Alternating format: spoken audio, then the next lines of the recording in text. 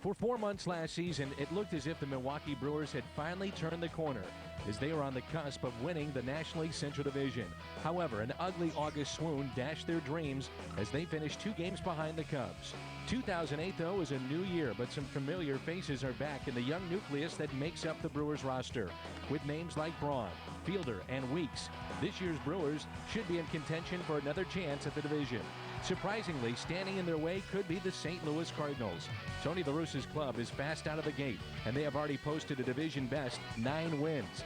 There's always the bat of Albert Pujols to lead the way, but this season there has been a new look, with new faces to guide this team. As both clubs take to the field tonight, it will be a time of reflection, as baseball will celebrate Jackie Robinson Day. It was April 15, 1947, when Robinson made history and broke baseball's color barrier. A 3-game series begins tonight in St. Louis. The Brewers, the Cardinals, and remembering history. Baseball is next on FSN Midwest.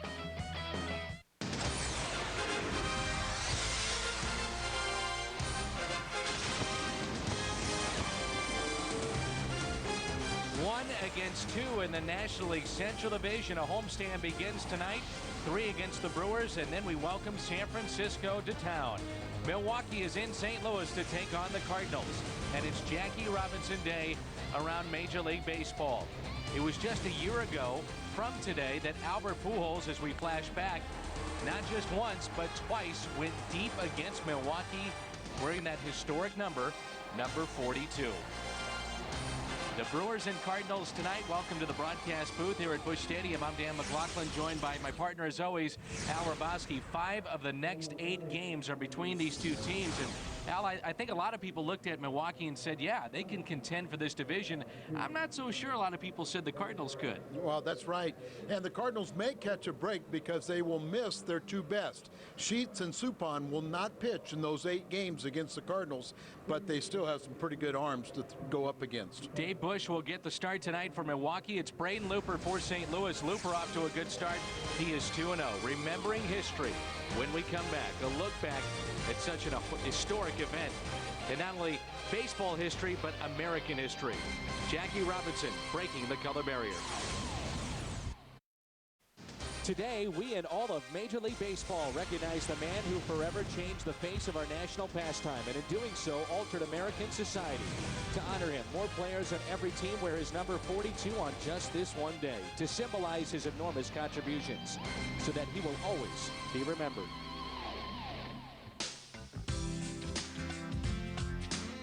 Jackie Robinson was the one that blazed the trail and taught most of us the importance of playing the game. Jackie Robinson stepped on the playing field of Ebbets Field in Brooklyn and forever changed the social course of our nation. Jackie Robinson, he meant a lot not only to Dodger fans, he meant a lot to people in this country. He was a real hero.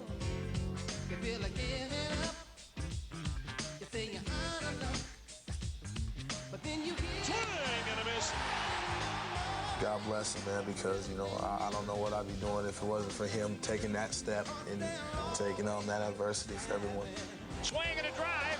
Goddard!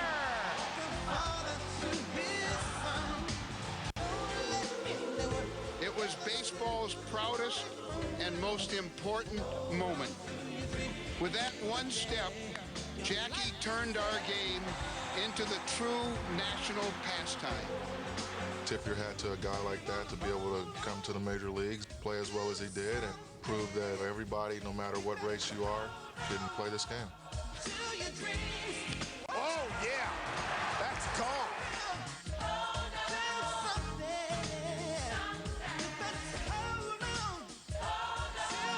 We took the game very serious, you know, not only on the field, but off the field. It made all of us very proud.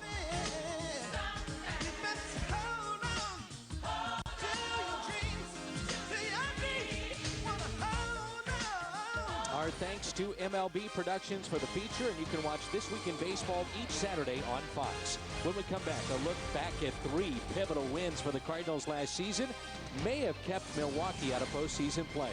That's coming up next. The Brewers finished 2 games back of Chicago for a spot in the postseason last year. They have the Cardinals to thank for that. July 28th, a 7-6 walk-off win. Ryan Ludwig, the hero. We move ahead to July 29th. The Brewers have a 5-4 lead, but then Albert Pujols hits a 3-run double to finish the game 9-5, and the Cardinals again in dramatic fashion pull off the win. September 26th, the Cardinals were out of the race at this point, but just barely ahead, 3-2 heading into the 8th. The Cardinals put up 4 in that inning, 7-4 win, keeping the Brewers 2 games back of the Cubs with 4 games to go. The Brewers trying to change their fortunes here in 2008. The Cardinals again, though, standing in their way. More from Busch Stadium coming up here on FSN Midwest. Now that's a way to take to the field. Cardinals baseball on FSN Midwest is brought to you by Bud Light. Endless refreshment from start to finish. Bud Light keeps it coming. By Auto Tire. For the lowest prices in town, 26 locations to serve you. You ought to go to Auto Tire. The Tire Pros. By Steak and Shake, famous for steak burgers. By Geico Direct. A 15-minute phone call could save you 15% or more on car insurance. Need to be now free at Southwest.com today. You know, things have changed, Al, since you played getting to the bullpen. You just don't walk or trot out there. You can actually ride to the bullpen. You know, the rookies got to bring the beverages on the bus, you know, when we getaway day and stuff, when it looked like Kyle McClellan had to take the beverages out to the bullpen in style. A little different beverage.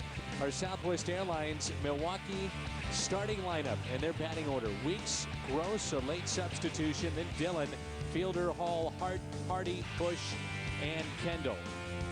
And I don't know about you, but this is the first time since I've been doing the games, which is 10 years, I could ever remember the pitcher hitting 8th for both teams. And that's what we have tonight, Dave Bush and Braden Looper. Well, we'll talk a little bit more about it. You know, Tony uses it with his pitcher, and Braden Looper off to a good start. April has been kind to him in his career, but not the Milwaukee Brewers. He is our Rico starter. And that's hit out of play by Ricky Weeks, the second baseman for Milwaukee, who's hitting just .213 with 3 home runs and 4 RBIs.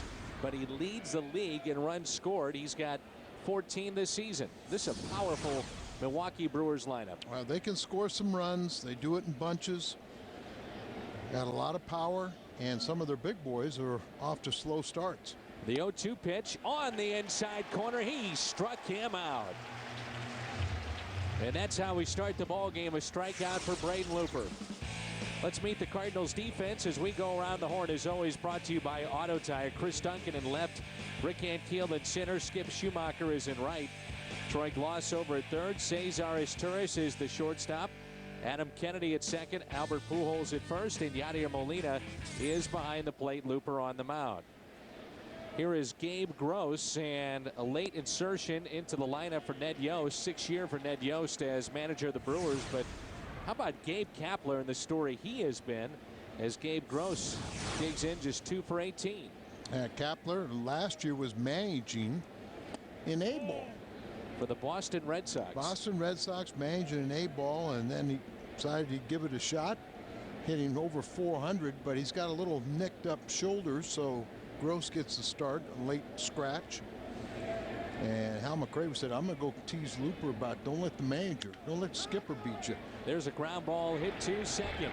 Kennedy is there, wide throw, but Pujols makes the play. And that's a throw that we saw from Adam Kennedy in San Francisco the other night. There's Ned Yost. Well, something you don't like to see, because you almost got Albert run over at first base as he's expecting a chest-high throw and then a sinker. And you see him stand out there. He almost got his right hand stepped on, or just had his backside ran up by Gross coming down the line.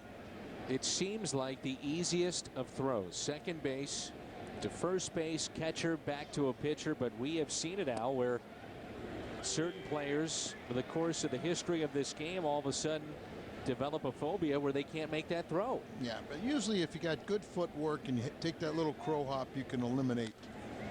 You got to put a little mustard on it. You got to throw it a little bit harder. You can't just lob it over there.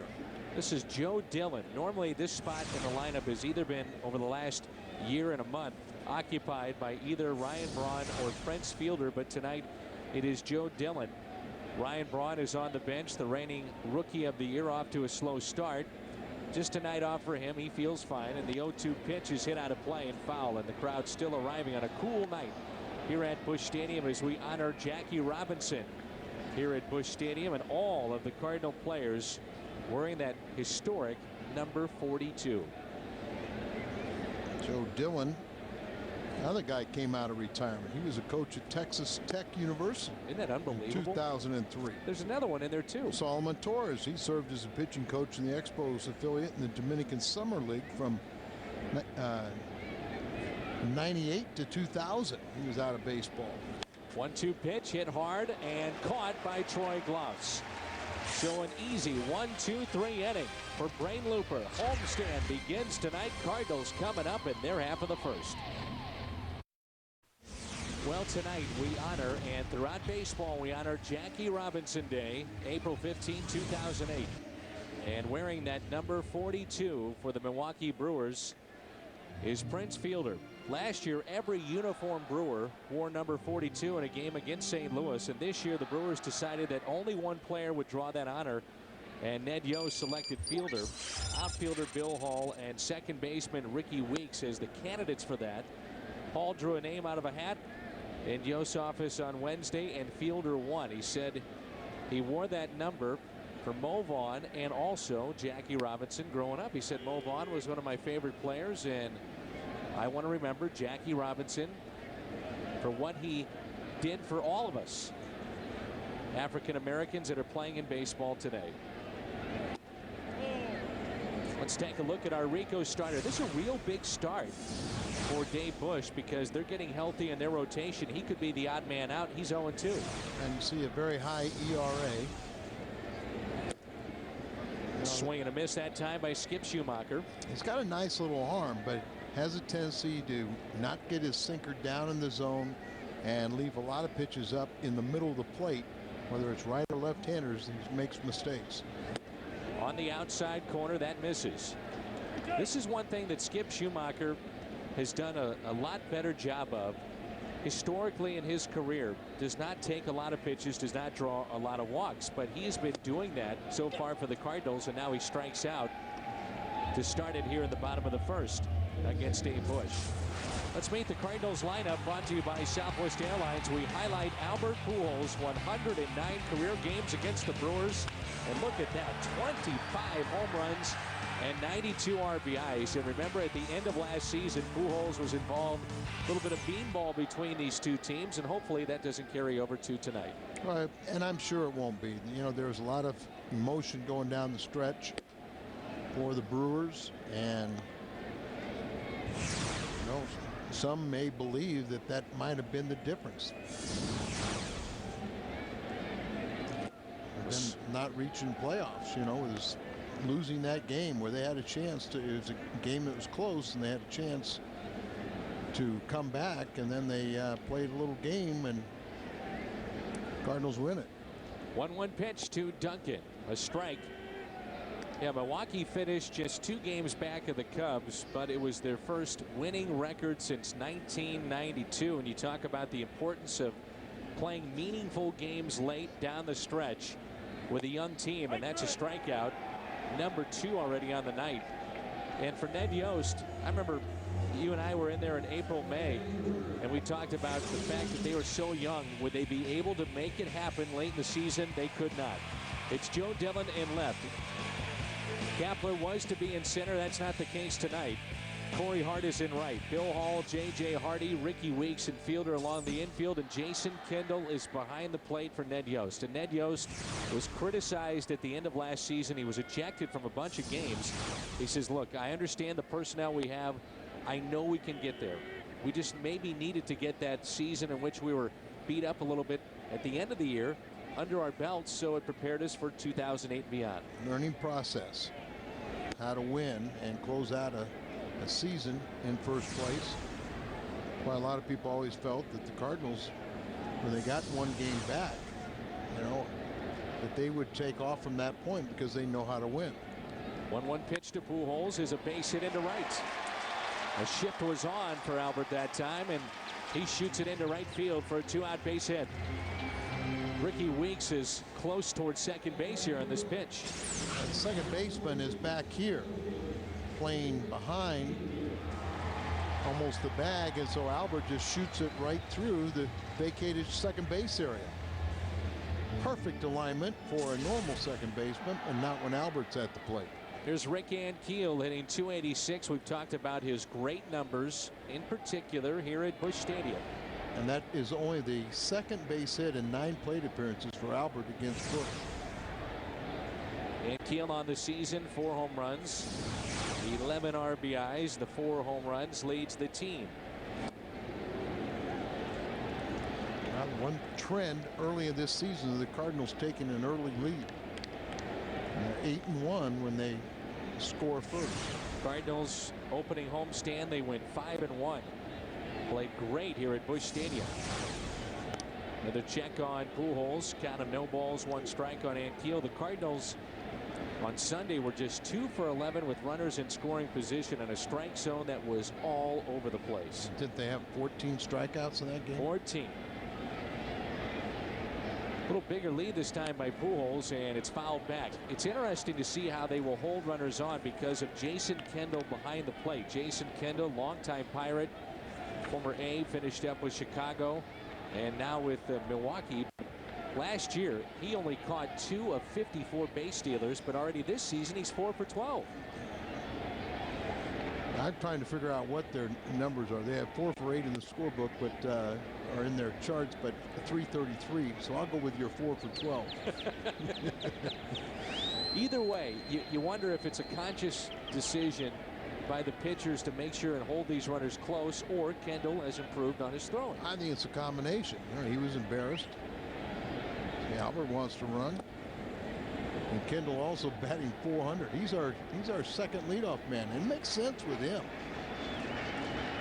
He's been a leadoff hitter for many, many years, particularly when he's with the Pirates. Yeah, the odd combination of being a catcher and a leadoff man. And in this spot in the lineup, when Kendall is playing, he's in the 9th spot, which serves as that secondary leadoff man. The 2-2 pitch. Foul tip. You know, the Cardinals, in my opinion, Al, have been more aggressive this year than we've seen him, at least Tony, the way that he's used this offense the last year or so. And maybe that's the way that they need to play it, to be more aggressive. And if that's the case, they'll be that way tonight against Jason Kendall. Well, and I thought that Tony coming into this season, and remember, in his mind, he only bats the pitcher 8th when he has an offensively challenged team. Right. So he's going to have to manufacture more runs, start that runner more times than not. You know he's going to be going here on a 3-2, 2 outs. Outfield is deep for Rick Ankiel. The 3-2 pitch with Pujols running from first. Here it comes. The swing, the foul tip. Pujols is back to first. Pujols, by the way, just a year ago, had 2 home runs against Milwaukee. We showed you during our open tonight, if you missed it. And great numbers against the Brewers in his career. Chatting it up with Prince Fielder playing behind him. The 3-2 pitch. Albert goes. Ankiel with a base hit into right. Pujols is on his way to third, and it's first and third with 2 outs. What is it about number 24 here at Busch Stadium? The fans, the way he sees the baseball, this ballpark, whatever the case may be. Well, right now they're checking his leg to see if he didn't hurt himself. There, coming out of the box. Remember, he had the bad knee. And it's a left leg, but it looked like a collapse on him when he came out of the batter's box. And Barry Weinberg, Tony La Russa out to talk to him. Watch once again where he loads up on the backside on this 3-2 pitch. And then when he started to come out of the box, it just collapsed. Chance here now for Troy Glaus, and Ankiel stays in the ball game. First and third with 2 outs here in the Cardinals half of the first. Glaus in 45 ABs this season, no home runs, but 5 doubles to lead the club. 8 RBIs and a good road trip. As far as the RBIs are concerned, the ball scoots away. To the backstop it goes, and Pujols scores the first run in this game.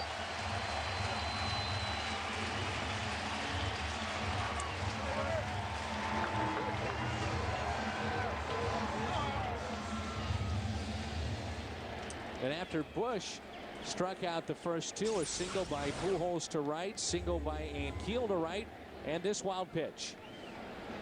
Just tried to make the perfect slider or sinker down and away and throws it right into the dirt, and Kendall could not block it. So still playing in the 14th game, and already their 10th game that they've scored first. And with a young team, how important is that? Well, I think it's very important because, one, it puts pressure on the defense, but two, it's a lot easier playing with a lead rather than playing catch up. Cardinals have started the season 9-4, the Brewers 8-4. And the last time that they started a season 8-4 was 10 years ago, back in 1998. The problem for Milwaukee was a great 4 months a year ago, and then August hit, they went 9-18. And that's truly the difference in their season, was that August swoon in which they go 9-18. Oh, absolutely. I think another factor too for Ned Yost, and this will be a factor for the Cardinals in 5 of 8 against Milwaukee. Ben Sheets only made 24 starts last year for Ned Yost. He went 12-5, but you wonder if he makes the 25 to 30 starts where they are at the end of the season. And the Cardinals will not face either Sheets or Suppan in the 5 of 8 games.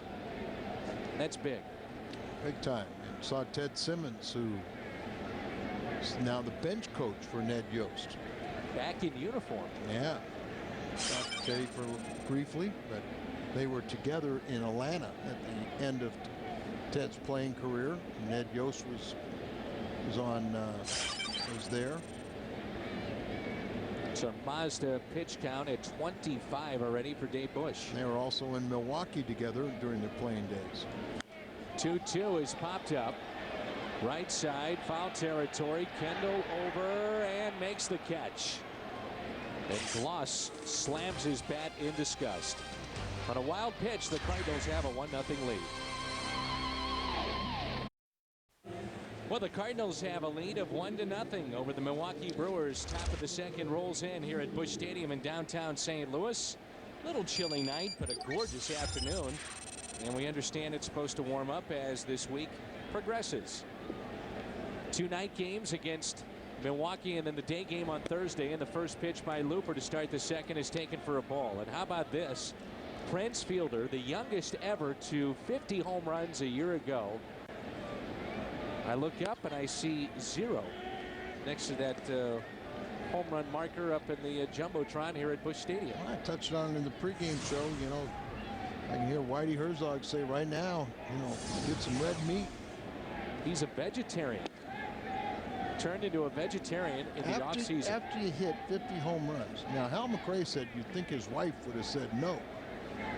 Wait till you get the contract. Then you can become a vegetarian. It's only a matter of time, though, isn't it?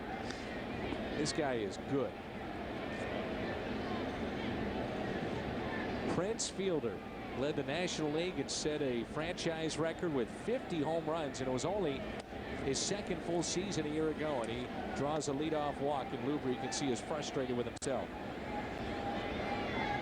Well, coming up, it's the Best Damn Sports Show period, the greatest nightly sports show on television, and tonight the Best Damn Sports Show period counts down the most unforgettable plays in baseball history. Coming up tonight at 11, following our post-game show with Pat Paris and the gang here on FSN Midwest. That brings in Bill Hall, the third baseman.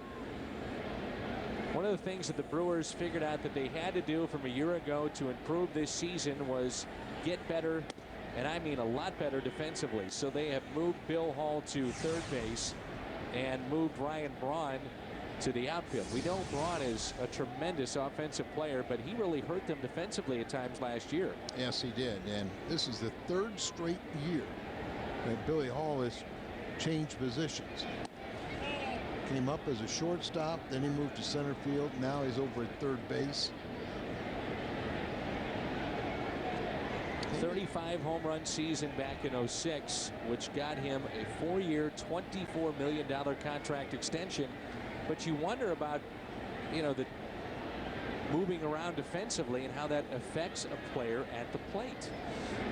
Well, I think it's okay for him now, because I think he was a little shaky as a shortstop, but he did that when J.J. Hardy got hurt. Became okay in the outfield and center field, but I think he feels most comfortable, at third base. They say he has played a very good defense too. The 2-1 pitch, can they turn to? Is Torres. Kennedy, first base, the tag is there. Double play, let's hope Pujols isn't hurt.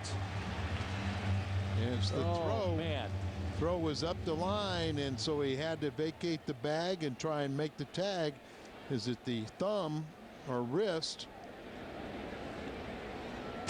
And Kennedy feels terrible about this. Watch, it's Torres, the underhand pitch, then the throw, kind of sidearm, and anytime you use the tag like that, you have a chance to hyperextend your elbow. You have a chance to get your wrist injured. Your thumb. And that's what it appears, that he's done something to that hand. Tag was applied, and here's the Exmo look. And every Cardinal fan is awfully concerned right now. And how could you not be, with the best player that this franchise has seen in a number of years possibly injured on his left hand, and their best slugger, no question. Got the wrist in there, it gets tangled up with the body. Sometimes it'll get right underneath the armpit or something and jerk it. Does not appear to be the elbow, but that doesn't mean it's any less serious. Remember, against Colorado, when he was running the base pass, he was stepped on his finger, and he was bleeding, and there was concern as to whether or not there might be a broken finger. He stayed in the game and said he felt better, and let's just hope that's the case now, that he's going to be all right. The true test, though, I would assume, Al, is when he gets into the plate and starts swinging a bat. Right, but once again, as we talked about, there's the bad throw. Not staying on top, getting underneath it, then the ball has a tendency to sails in the inside part, and no one feels worse than Adam Kennedy. Maybe Albert hurts a little more physically, but Kennedy is worried about job security. You betcha. That's the understatement of the night. Might be the best slugger in baseball right there. Get hurt on a throw that is wide, and let's hope he's going to be all right. Here's Corey Hart. No home runs for Hart, hitting .295 with 5 RBIs. The right fielder for Milwaukee. We're in the second, and that ball is hit out of play and foul. But what might have been for the Milwaukee Brewers if Ben Sheets stays healthy? Only 24 starts last year. But that, by the same token, that's something that seems like he's never able to do. No question. There's a base hit into right field. Over to get it is Skip Schumacher. He's got a good arm, and in the corner he'll fire it right back in. And Corey Hart is in with a stand-up double with 2 outs here in the top of the second. Corey Hart really came on. He's been a lot of talent. Guy they kept on waiting for him to come to the big leagues and show something. Ball up, and it seemed like a lot of times, you make a mistake on the inner half, he could turn on it, but a lot of his hits go to the opposite field. I've been watching Pujols, and I have not seen him shake the glove hand all that much in the wrist area. He seems to be okay. Let's hope that's going to be the case. Maybe it hurts too much to shake it. Man, oh man, oh man. Cardinals obviously could ill afford to lose Albert Pujols. A lineup that desperately needs him. And I think Albert will tell you, that initially you kind of get that instant stinger, and then it kind of subsides a little bit, and let's hope that's the case. One thing about Looper, when he's having success, Al, that's on both sides of the plate, in and out, backing batters off the plate, and being aggressive for the most part as well. And he's been getting a lot of mileage out of sinker. Look how far outside Molina set up that time. Pitching around J.J. Hardy in this spot because the pitcher is due up next. 3 balls and no strikes on J.J. Hardy, the shortstop. Oh, you don't think in the heat of the battle these pitchers forget that their pitcher is up next? No. I've never bought that argument. It usually comes from non-pitchers. Our Schnooks, this date in baseball history. Cameron Hank records his first career hit back in 1954. Of course, 755 home runs, well over 3,700 hits, which is forgotten because of the home runs that he hit. Al, he had 30 or more seasons, or 30 or more home runs in 15 seasons, did Hank Aaron. Retired back in 1976. And on a day in which we honor Jackie Robinson, what did Hank Aaron have to go to? The great lengths to go to get to the point of 755. What did he have to go through to pass the Babe? Oh, he endured an awful lot. Social injustice, and forget about the name calling, but death threats and everything else, but never hit 50 home runs in a season. That's the amazing part of it. And yet winds up at 755. That's strike 2 on Dave Bush. 1 ball and 2 strikes. We hope to visit with the great Lou Brock, the Hall of Famer, in the booth a little later in our ball game tonight. I bet you hope to. Always fun to visit with the Hall of Famer. The 1-2 pitch. This is on the inside corner, 2-2.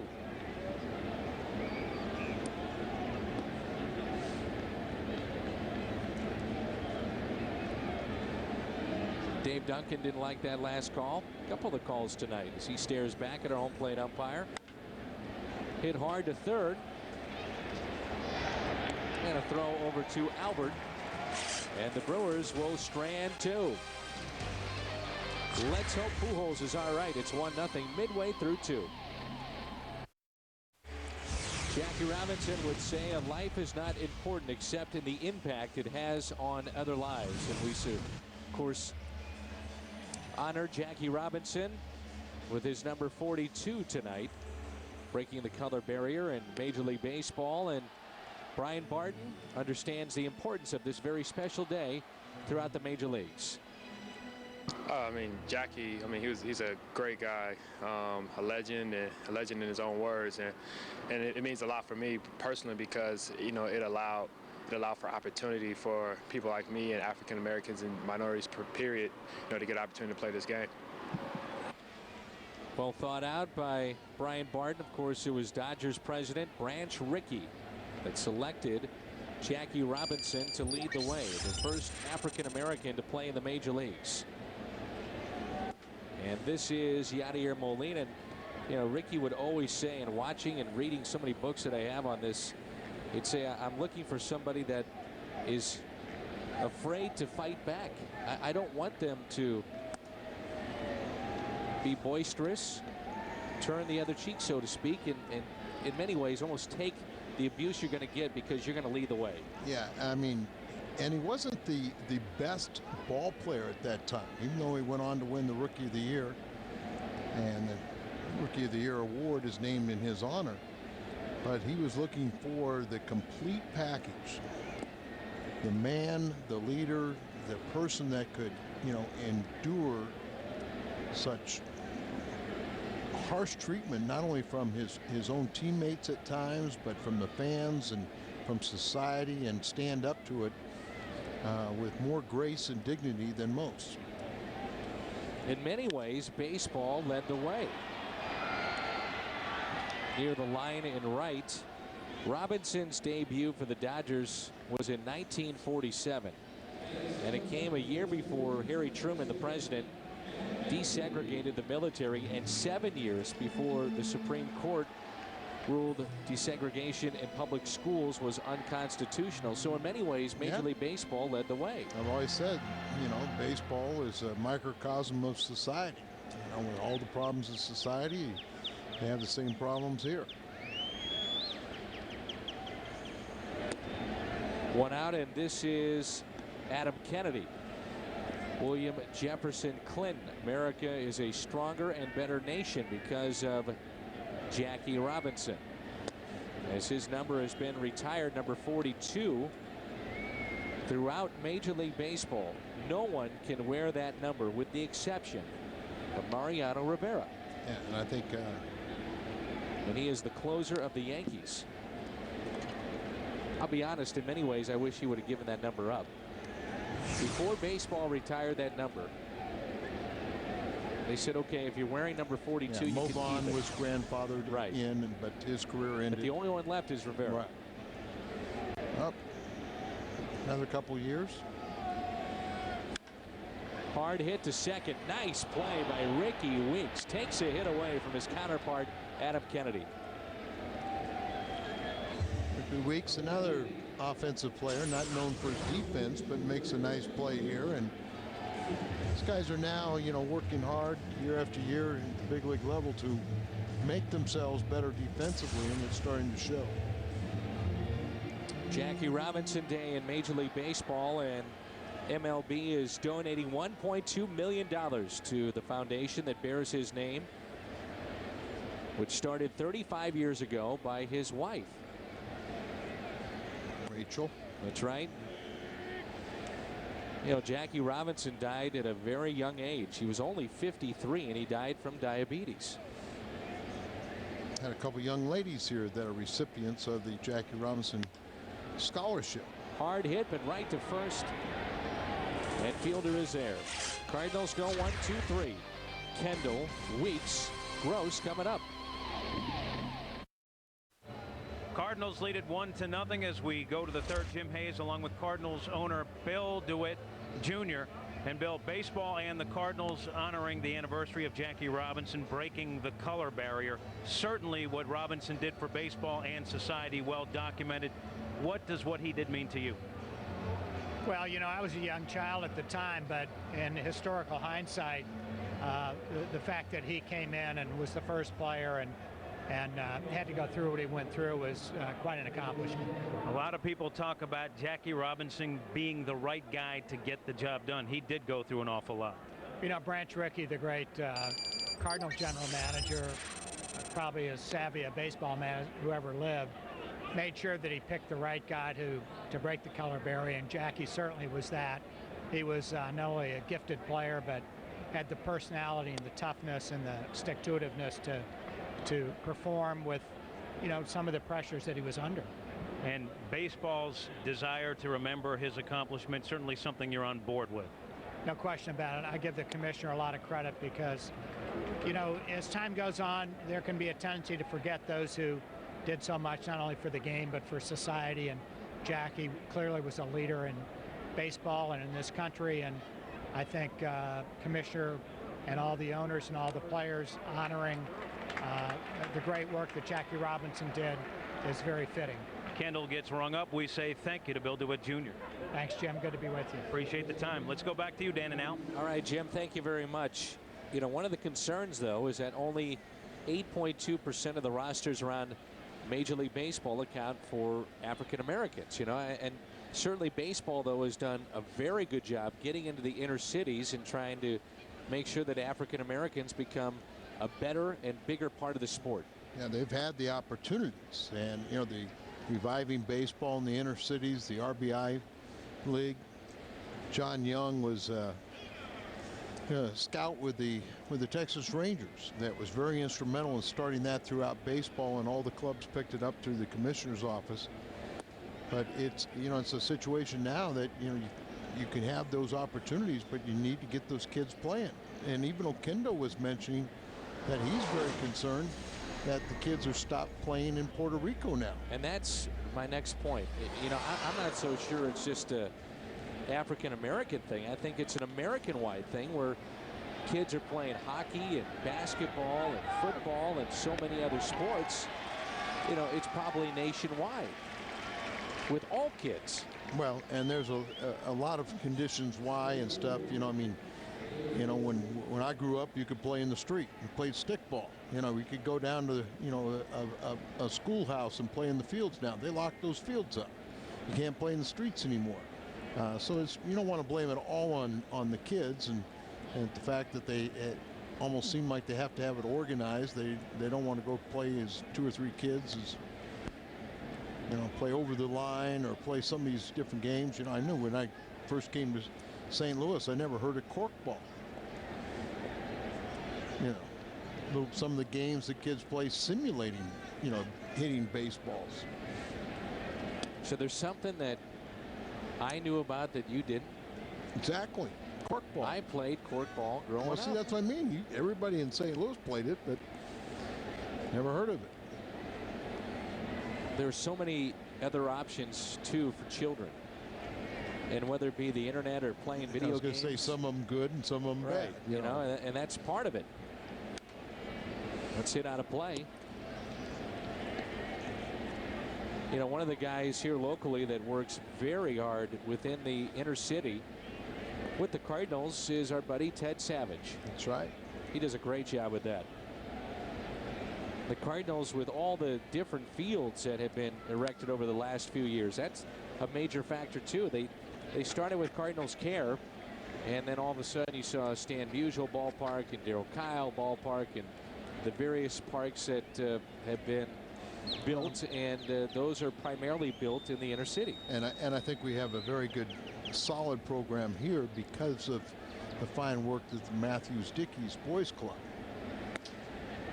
and all the, you know, Mr. Matthews has done there, but you know, all the volunteers, the coaches, and everybody that try to help those kids out. And, you know, a lot of the police league here in St. Louis, very helpful to the youth. The outside corner hit to short. Izturis up with it and makes the play. They get Gabe Gross. 1-2-3 inning for Braden Looper. Izturis, Schumacher, Duncan coming up. Cardinals with a lead of 1-0, bottom of the third here in St. Louis. And Prince Fielder is wearing that historic number 42 tonight. Oh, it's real cool. You know, I mean, I wore it in high school for, you know, because of Jackie and, you know, also Mo Vaughn. So this is an honor to be able to wear it again and, you know, be the only one. It's pretty cool. It's Prince Fielder on wearing number 42 tonight. We talked about it. Now the Brewers selected just one player to wear that number, and it goes to Prince Fielder. What an honor that must be for Prince to wear that this evening for Milwaukee. This is a team, and the Brewers, and we talked about shifting some of the guys defensively.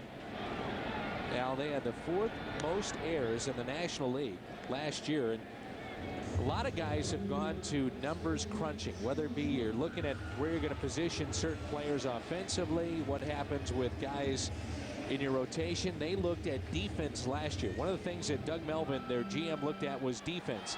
They felt it cost them at least 4.5 games in the standings. Their defense last year, which cost them the 4th most errors in the National League. Makes sense. Well, Ryan Braun, you know, we think about some of the games that the Cardinals were involved in. And Braun probably might have cost them close to 3 games against the Cardinals. Now he's in the outfield. I mean, it's not his fault necessarily, but you got to keep his bat in the lineup. He's banged up. He's off to a slow start. He's got a little rough shoulder right now, so he's not playing tonight, just the day off. Another thing they revamped was their bullpen. Eric Gagne is closing games for them, and that was a shot, by the way, of Bill Hall, who's now at third base. Ryan Braun is the reigning NL Rookie of the Year. Jackie Robinson, by the way, switched positions after his rookie year. He went from first base to second base. Braun is going from the infield to the outfield, and this is Skip Schumacher. The amazing thing about Jackie Robinson, how about 19 steals of home base? Yeah. They call it home base back then. We call it home plate. See some of the old footage, and you always see him, at least some of the reels, you always see him stealing home. Yeah.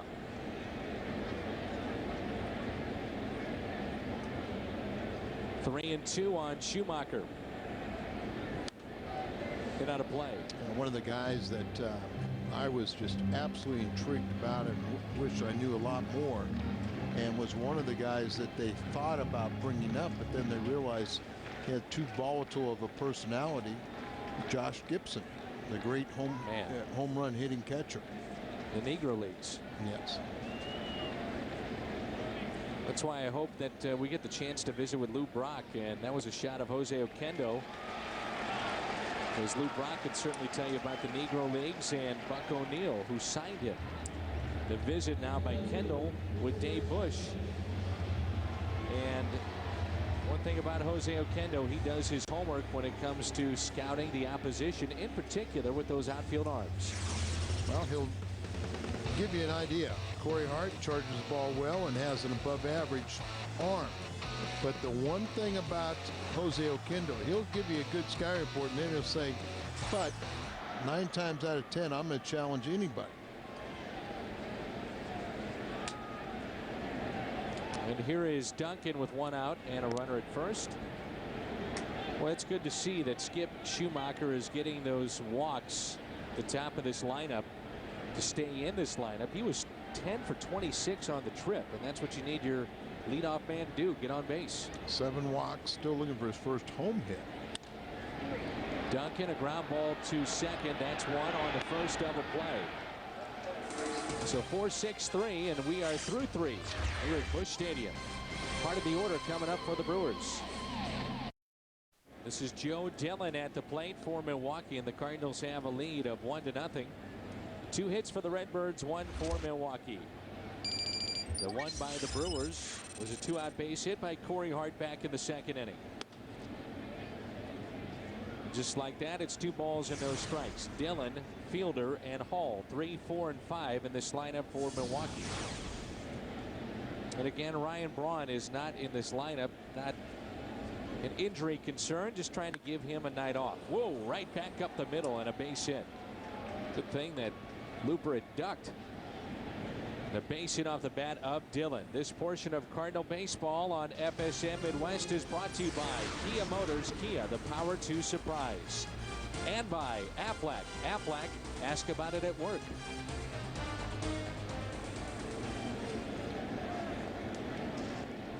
Probably 2 of the biggest surprises for Milwaukee so far this season, Gabe Kapler and Jason Kendall. Kendall is in the lineup tonight. Kapler is not. And Fielder looks at a strike on the outside corner. This has also been a surprise in the fact that he has yet to hit a home run.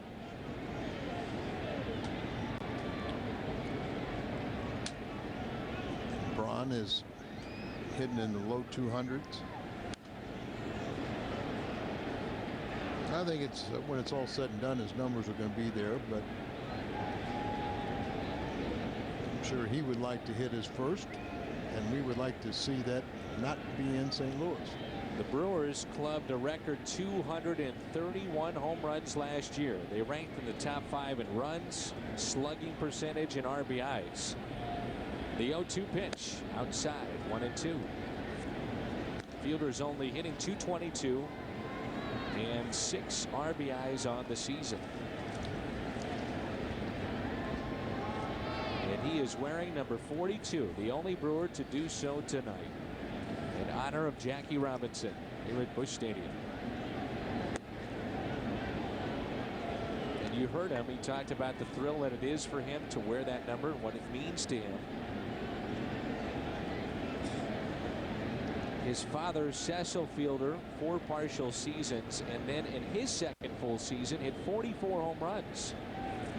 And they are the only father-son duo to have 50 home run seasons in Major League history. But it puts in perspective what Prince was able to do. At least Cecil Fielder had a little taste of the big leagues, and Prince Fielder basically was brought up and he was here to stay. I remember when his dad went over to Japan and really discovered his power hitting, got a 2nd chance in the United States, and really made the most of it at the end of his career. As you said, it's happening to a very young player, the youngest in Major League history, Prince Fielder, to hit 50 home runs.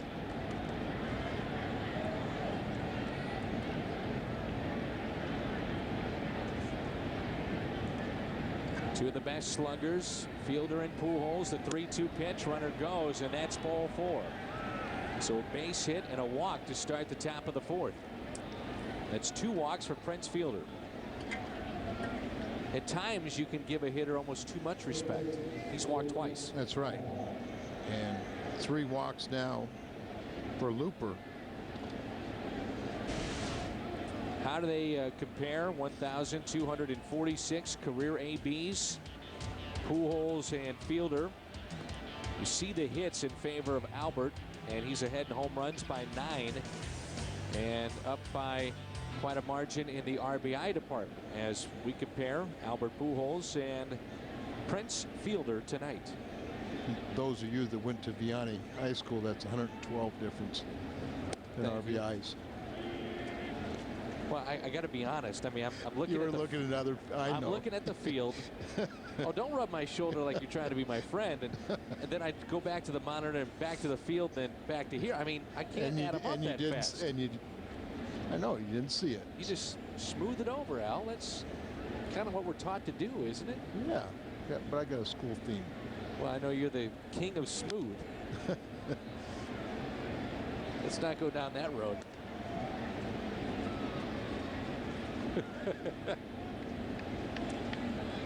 0-2 the count on Bill Hall. Grounded into a double play his first time up. A double play the first time. How about a triple play the second time? You're thinking triple play, huh? Billy's capable because he hit the ball hard enough, whether it be a line drive or.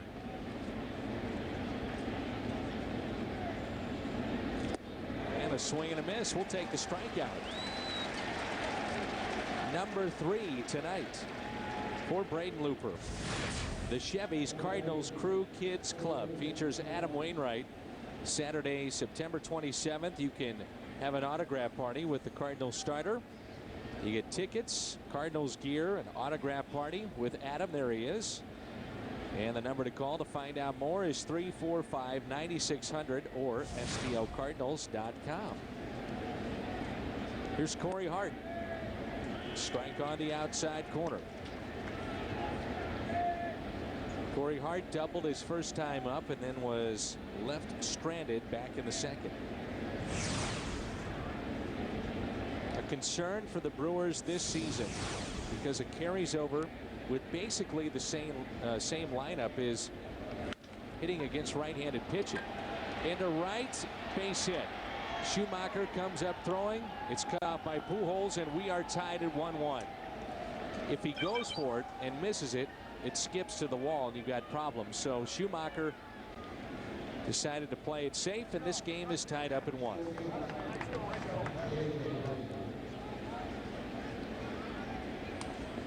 We have 88 of our 132 telecasts this season in high definition. And that's what this game is in.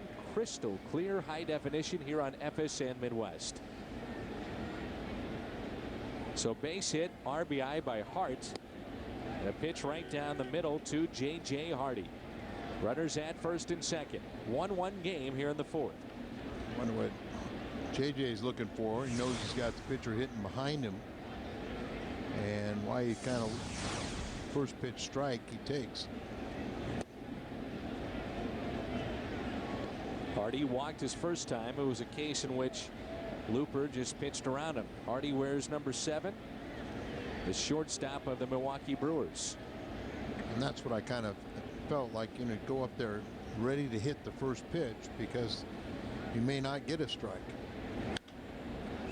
In the air to center field. And Keel is there. Camps under it and makes the catch. Coming up on Friday night, it's the FSN Baseball Report. Highlights, interviews, analysis you won't get anywhere else. The Baseball Report Sunday and also Friday right here on FSN Midwest.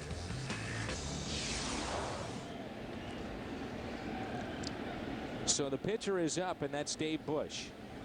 The idea of hitting the pitcher 8th is to have your 9th place hitter as a secondary leadoff man. And the reason for that is that your 3rd place hitter is an RBI machine. And in this case, we don't see that for Milwaukee. It's Joe Dillon. For the Cardinals, different story. It's Albert Pujols. Right. And Prince Fielder had been batting 3rd. Then over the weekend, they switched and put Braun 3rd and Fielder in the cleanup spot where they both had very good success last night. But with Ryan Braun getting the day off, you see Joe Dillon there in the 3rd spot. And my question would be, then why would you have your pitcher batting eighth? If it's not Braun, if it's not Fielder. Because like you said, you know, the theory is that you're going to have men on base in front of your productive part of the lineup. But is Joe Dillon a productive part of your lineup? I mean, you hope he is, but he's not the accomplished hitter that Pujols is or Fielder. It's Joe Dillon. I think Fielder wants to bat fourth. Braun wants to bat third. So because Braun is out tonight, Dillon's the one getting that opportunity. There's been a little bit of the flip-flop there by Ned Yost with this lineup as far as 3 and 4. Check swing and a strikeout. Number 2 in the inning. And number 4 on the night. Pujols and Keel and Gloss coming up. Well, don't forget about Friday nights here at the ballpark. And this Friday, it's Jason Isringhausen. He will sign autographs and say hello, prizes, live music, and much more. Find out more at STLCardinals.com. We call it Bush Bash. Friday nights here at the ballpark. The Cardinals went 8-7 against Milwaukee last year. It was the 8th straight year they have gotten the better of the Milwaukee Brewers. Tony La Russa, Ned Yost, a lot has been made of what transpired at the end of last season with Albert Pujols being hit, Prince Fielder being hit. And remember, Ned Yost served on the All-Star team for Tony La Russa a couple of seasons ago. And raved about Tony and his staff, the preparation, and how much he learned during that experience. First pitch is a strike to Pujols. Singled and scored his first time up. He's hitting .429 against right-handed pitching this season. Tied up a bit, 0-2 at .429 average, first in the National League overall. Coming into play, he was at .390. Now he's above .400. He's at .405. Day off Sunday for Albert Pujols. The big question for Tony and Hal McRae and John Mozeliak is to try to find a player to hit behind Albert Pujols. Who goes in that 4th spot in this lineup? And then you really want to be greedy, and you want two guys. Tony really wants 4. Just got a piece. This was a double play ball and a near injury. Sticks a hand in there in the wide throw and gets tangled up with the arm of Billy Hall. This is the first plate appearance since we saw Pujols being checked on, and he seems to be all right. That's good news. 2-2.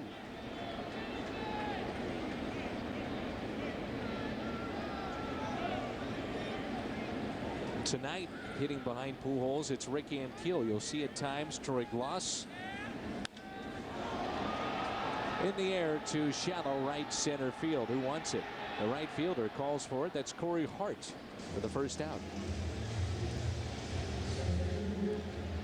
You can visit the official online shop of the Cardinals at STLCardinals.com and browse the largest selection of authentic team gear, including clubhouse caps, t-shirts, jerseys, and more. Get your Cardinals gear straight from the source. Shop the STLCardinals.com shop today. Here's Rick Ankiel. First pitch is a strike. Ankiel with a single back in the first. Is this the guy the Cardinals will turn to more times than not to hit behind Albert Pujols? Ankiel at home, 31 games prior to tonight in his career. 39 RBIs. He scored 26 and has hit close to .330 here at Busch Stadium. A couple of diving catches already this season here at home in that first homestand, and there's another base hit.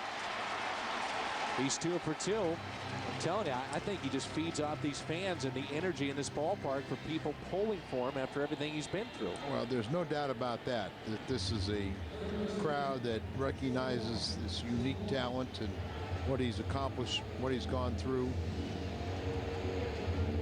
Firestone end-game box score. This 1-1 game here in the bottom of the 4th. Take a look at what the Cardinals have done so far. In the Cardinals have 3 hits. Milwaukee with 3 hits as well. And here is Troy Glaus, who popped out his first time up. He was, looking at Ankiel, he was great at home. And Troy Glaus has been good on the road so far and has struggled here at home. For whatever reason. For whatever reason. And Troy Glaus has hit over 500 in this ballpark, or in St. Louis. He was with Arizona, and he come in with Angels or Toronto in the American League also? Angels, I believe. 563 at the old Busch Stadium.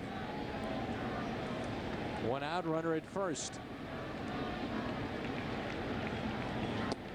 It's the year of DK and Jack Buck when the Angels came through St. Louis. DK pitched the Cardinals into first place the night that Jack Buck died. That's right.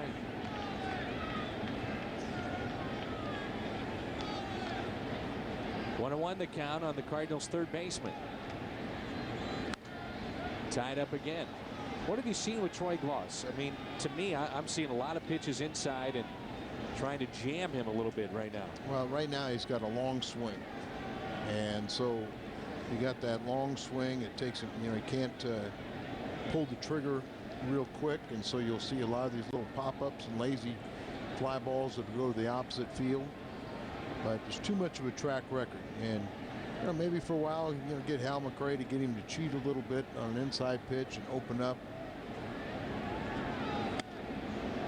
See, he opened up. And then got out of the way. As this one is a little further inside than. Good job of being a clothespin. Get out of the way. 2-2 the count. Take one for the team. And that is so easy for us to say up here. 2-2 pitch. Took something off it. Pulled foul. Milwaukee, one of the things that they have done this season is really tried to improve their defense, as we talked about. 4th most errors in the National League a year ago. Doug Melvin moved Ryan Braun to the outfield. They signed Mike Cameron, but Mike Cameron is serving a suspension and cannot play for the first 25 games of this regular season. I was talking to some of their, for you. Well, I was talking to, hold on, Al. I was talking to some of their people. They say that Cameron can actually not be in the stadium when the gates open. Yeah, he's here in St. Louis, or we're supposed to come to St. Louis, and but he can when work the gates out. open, and that might be during their batting practice, he's got to leave. That's part of the suspension. Everyone else got immunity. How come he didn't? Good question. Back again tomorrow night, the Cardinals and the Brewers, as they tied up Troy Glaus for out number 2. Adam Wainwright takes to the mound for the Redbirds. Live coverage begins at 6. Cardinals Live, our hour-long pregame show. The Cardinals and the Brewers in game number 2 here on FSN Midwest. Your answer wasn't good enough. I don't have an answer for you. Doesn't make any sense. Because I thought his was, not really steroid related. I thought it was more performance, like amphetamine or something. In the air to left field. That'll be left center, and the catch is made. Out in center, and Milwaukee back to offense as we move to the 5th. Cardinals baseball on FSN Midwest is brought to you by Southwest Airlines. Busch Stadium in downtown St. Louis as we celebrate Jackie Robinson Day. Around Major League Baseball, and you see it there on the bases here at the ballpark. April 15th, 2008, Jackie Robinson Day. 1-1 ball game as we move to the top of the 5th. Here is Jason Kendall at the start of play tonight. Jason Kendall was only 3 points back of Chipper Jones for the lead in hitting in the National League.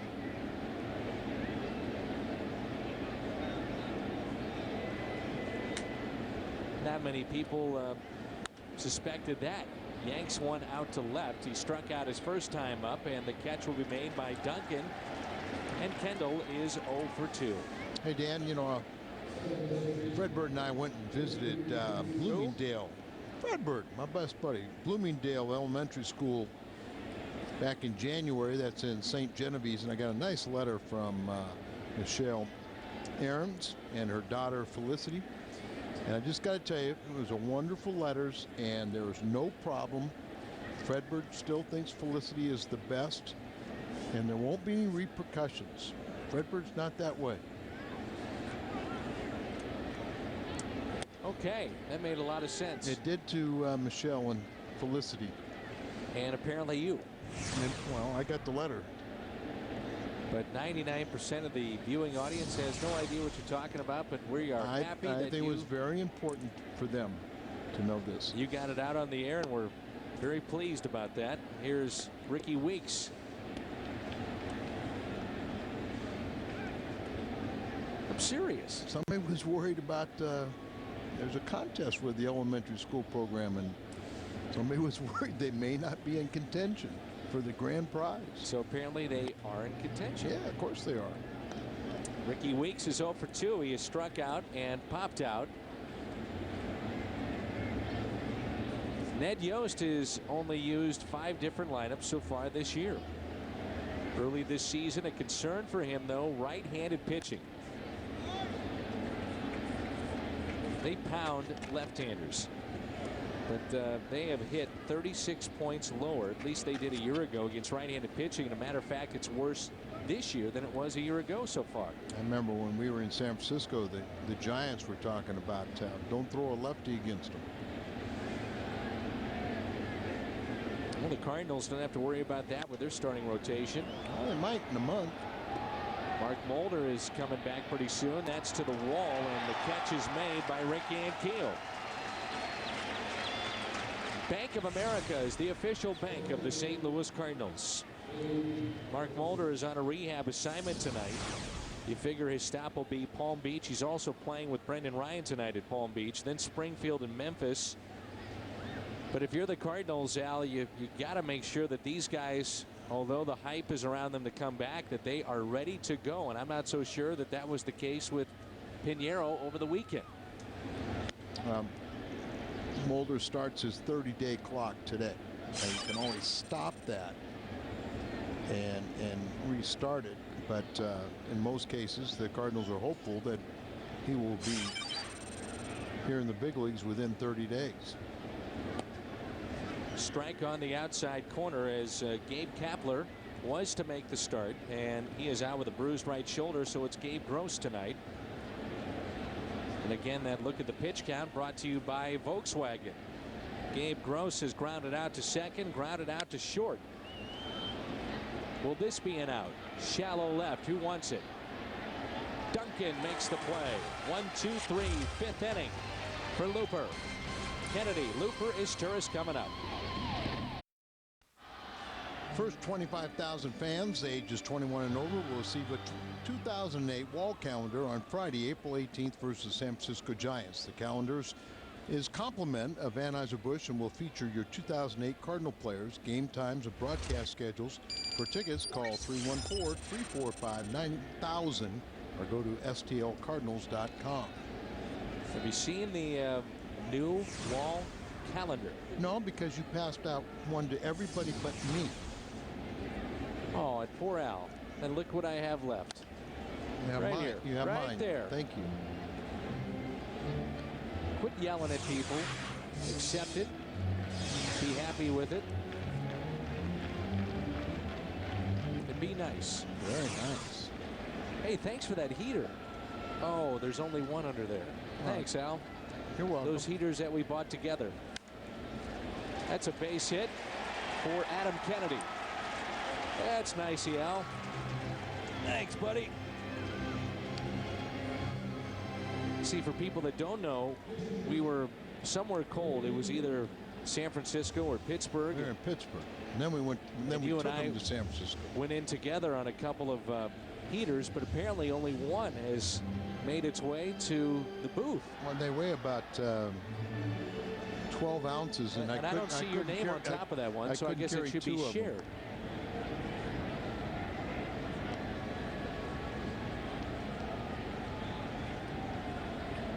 I like the calendar.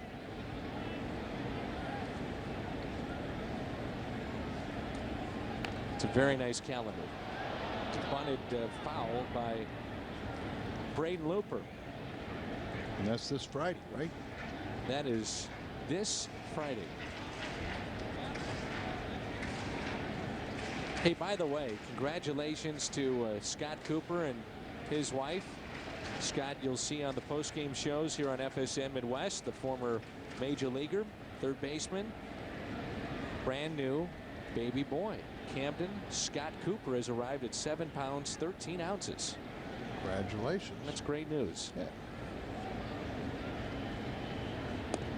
Pitch out, the ball scoots away, but nowhere for Kennedy to advance. That's why I think if Looper thought about it right now, when he's got that catcher right out in front of him, pull that bat back and almost make contact with him. As it's supposed to be a pitch out, and the ball was thrown almost over the plate. I was about to ask you, how many times you've seen a pitch out called for, and then the hitter goes after the pitch out because the pitcher can't get it far enough outside? I've seen it a few times. Ooh, hit and run was on, and he got a piece, but fouled back, and now it's 2 strikes. That's all you can hope for. But it was definitely, you know, that last delivery was a better pitch out than the pitch out. You see how far he had to reach for it. Got a little piece of it to protect the base runner, Kennedy. Cardinals scored on a wild pitch back in the first. Pujols scored the only run for St. Louis. It was an RBI single by Corey Hart in the fourth to tie it up. We're tied up 1-1 here in the bottom of the fifth. The runner at first, nobody out. Next pitch to Looper. Oh, and he can't do the job. That's the first out here in the bottom of the fifth. Big moments in sports are better in person. And this September, witness Tiger Woods defend his title at the 2008 BMW Championship, September 1st through the 7th out at Belle Reve Country Club, and tickets are limited, so order yours today at bmwchampionshipusa.com, or the number to call is 847-724-4600.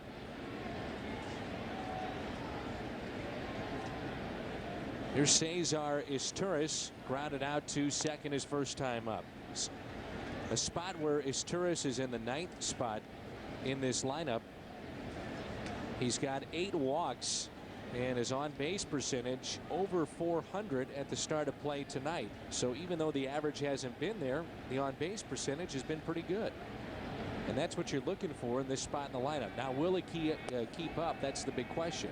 Yeah, that's the one thing that going into the season, he historically has a very poor on base percentage, so that's one of the areas they want him to show improvement, and he has.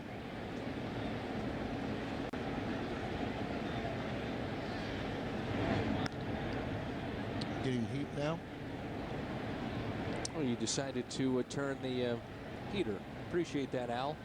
After I had to call you out on television about the fact that you wanted to supply your own feet and legs with the heater. Yeah, it's too hot on mine. No, that's the only reason. Well, at least there was a lot of thought put into your decision making. Thanks, Al. 2-0 the count on Cesar Izturis, but yes, I am feeling much better. The left fielder is very shallow right now. Yeah. 1-1 game as we play with 1 out here in the bottom of the fifth. Runner goes, grounded fair.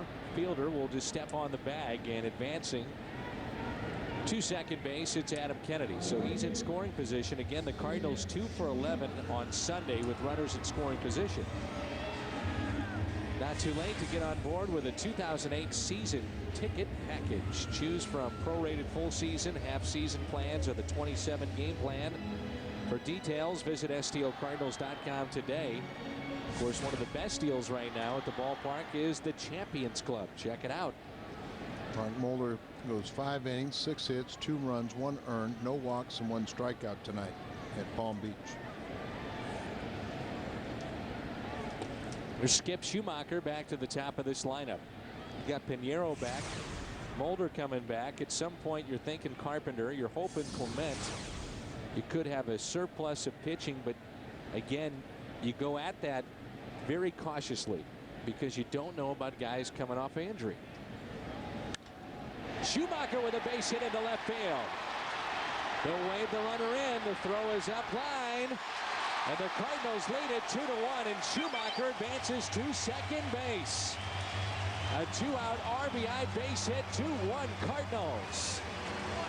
First RBI of the year for Schumacher, his first home hit. And on base again 2 out of 3 times tonight. Let's see if he can't score with another 2-out base hit from Duncan. But pitch hit the opposite way. Good piece of hitting right there, taking that pitch. Going out there, a weak throw by the left fielder, and Billy Hall, the cutoff man, can't hold on to it, so he cannot get Schumacher trying to go from first to second. Here's Duncan. The pitch is pulled foul. Chris Duncan tonight has struck out looking back in the first inning and grounded into a 4-6-3 double play. 2-1 Cardinals on Schumacher's RBI, his third this season.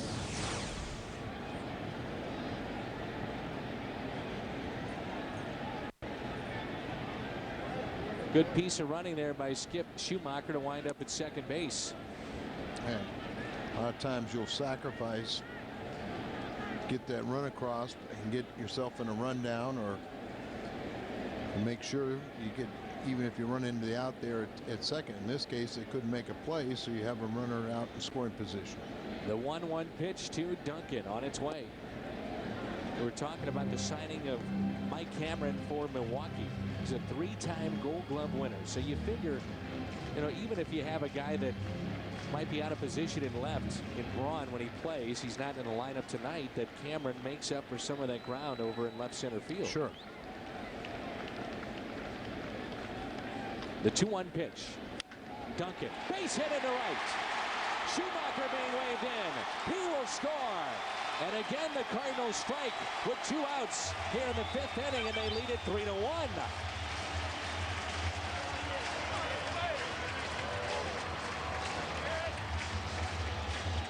Duncan gets his 4th RBI, first of the night. He pulls this one through on the right side. Corey Hart had to go to his left. That guaranteed that the 3rd run was going to come home.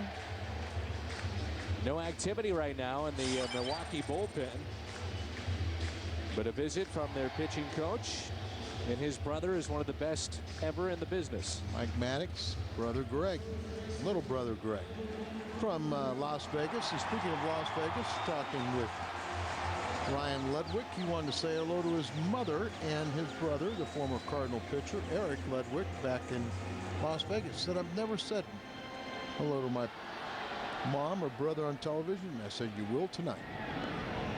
Check on Duncan over at first. Cardinals lead it 3-1. Brings in Pujols, who has singled and scored back in the 1st inning. Fly to right in the 4th.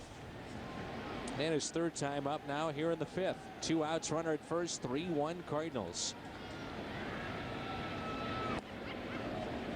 Pitch taken on the outside corner for a ball.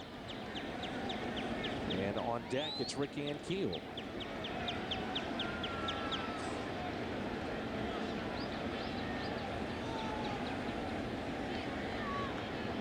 Cardinals about hit Milwaukee 6-3. Albert laces one to left, but the catch is made by Dillon. Nice play to take a hit away from Albert Pujols. We have played 5. Cardinals lead at 3-1.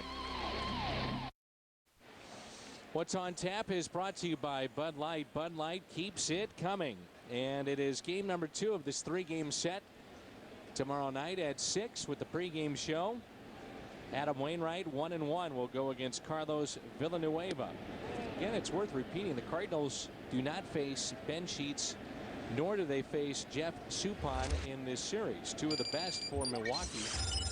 And to even follow that up, Giovanni Gallardo, who is one of the best prospects, has been injured. He comes back over the weekend, so the Cardinals don't face him in this series either. Yeah, well, that's good news for the Cardinals, only if they can beat the lesser pitchers. Ground ball slowly hit and pulled foul. Al, I do appreciate the fact that you were able to turn the heater on me, and I feel great right now. I just want to say thanks. Oh, boy. Your wife calls you and tells you that you're being too mean to me, and now you offer an apology? Yes. You're like me, aren't you? I'm sorry. We're domesticated. The 1-2 pitch. But then she said, no, I'm just joking. 2-2. Joe Dillon, Prince Fielder, and Bill Hall here in the 6th inning for Milwaukee. A little disappointed. If you're a baseball fan, you want to see a guy like Ryan Braun in the lineup. If you're a Cardinal fan, you don't, but well, you still do. From baseball fans, their perspective, you say Ryan Braun is one of the best sluggers. Statistically, his rookie season was one of the best ever in the history of baseball. Yeah, he's fun to watch the way he swings the bat. And Dillon is taking his spot in the lineup tonight. 3-2 the count. Ryan Braun's mother is one of the favorites of the truck. She works for Anheuser-Busch out in Southern California. 3-2 pitch and another walk. It's been one of the problems tonight for Looper. The walks. Coming up after the game, it's U.S. Cellular Cardinals Live with Pat Paris and the gang. We hope you stay with us. Complete post-game coverage. U.S. Cellular Cardinals Live coming up after the game. We'll hear from Tony La Russa live, the players, Cardinals clubhouse, the post-game show. You walk the man in front of Fielder, you ask for problems, and that pitch is taken outside, and that will draw a visit from Yadier Molina. Looper's walked 4, including twice he's walked Fielder. Well, the do factor certainly sets in when you take a look at Prince Fielder. No home runs so far this season. And Fielder, of course, coming off a 50 home run season a year ago. He hits for power to all fields. Tremendous power everywhere. Count of 1 ball and no strikes on Fielder. Way outside, and it's 2-0.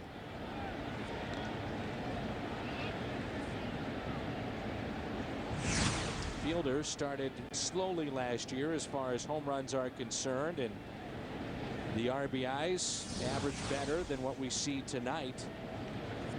And that prompts a visit from Cardinal pitching coach Dave Duncan. And also gets the bullpen up and ready. Kyle McClellan starting to throw down there. Nobody up in the Milwaukee pen. How about the Central team so far in baseball in the National League? They're winning games. They're above 500. Cardinals, Milwaukee, Pittsburgh with a huge comeback win last night against Los Angeles.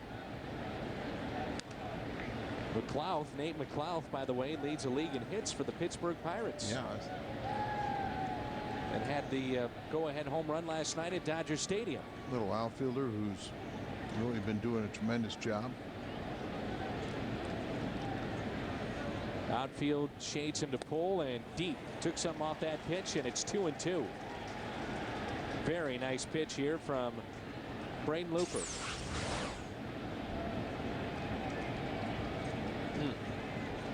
Splitter probably there. Been throwing his sinker a lot this year. Pitch in the dirt. Count is full.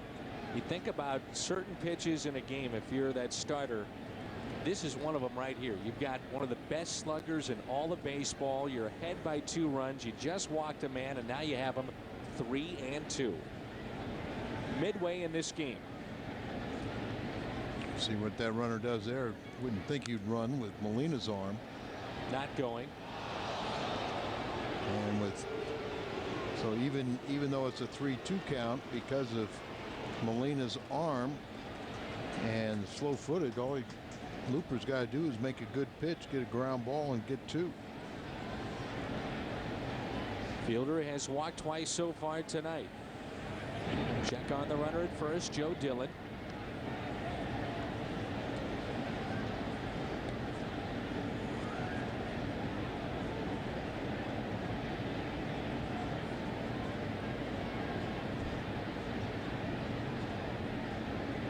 The 3-2 pitch popped up and out of play.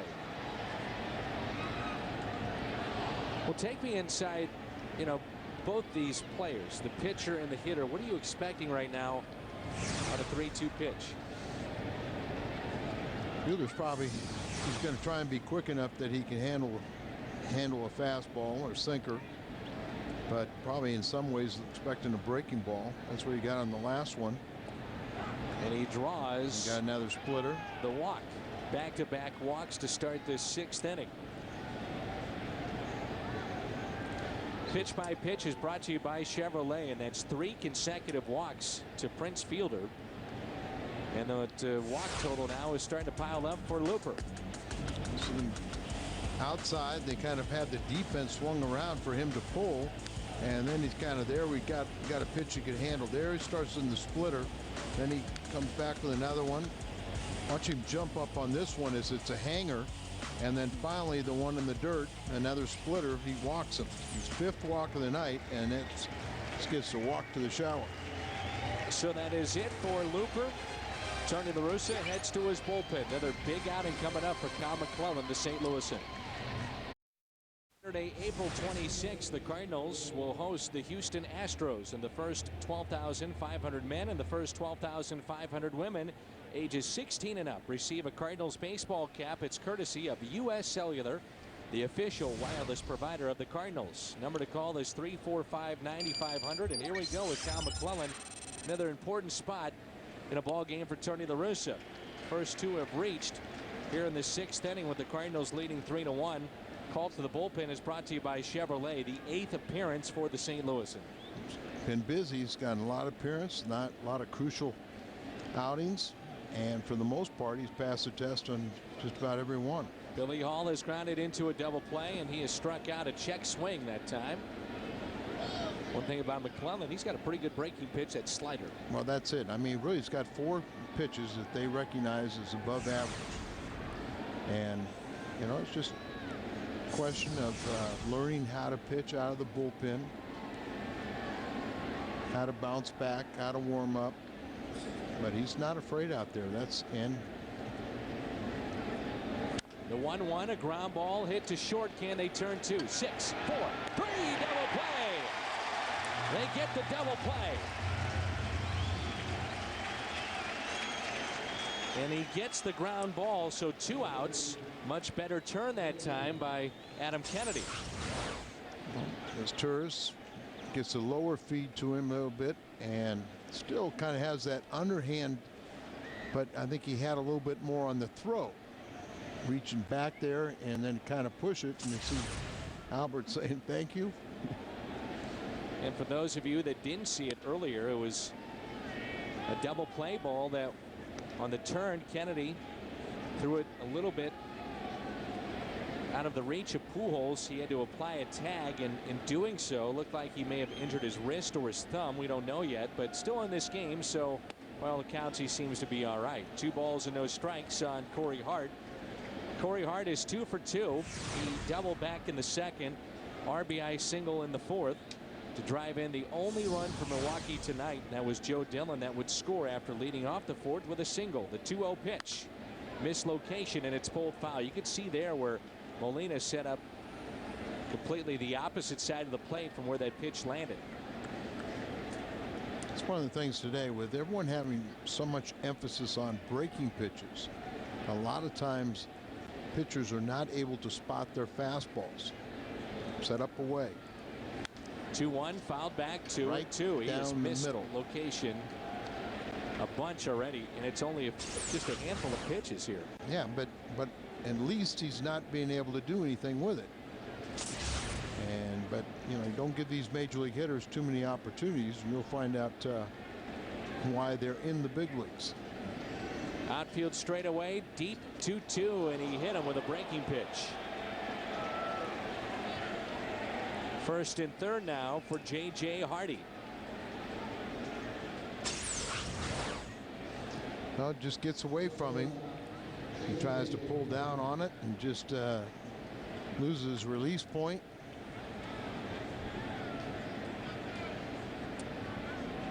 His brother was his pitching coach. And brother said, "That's not the way I taught you."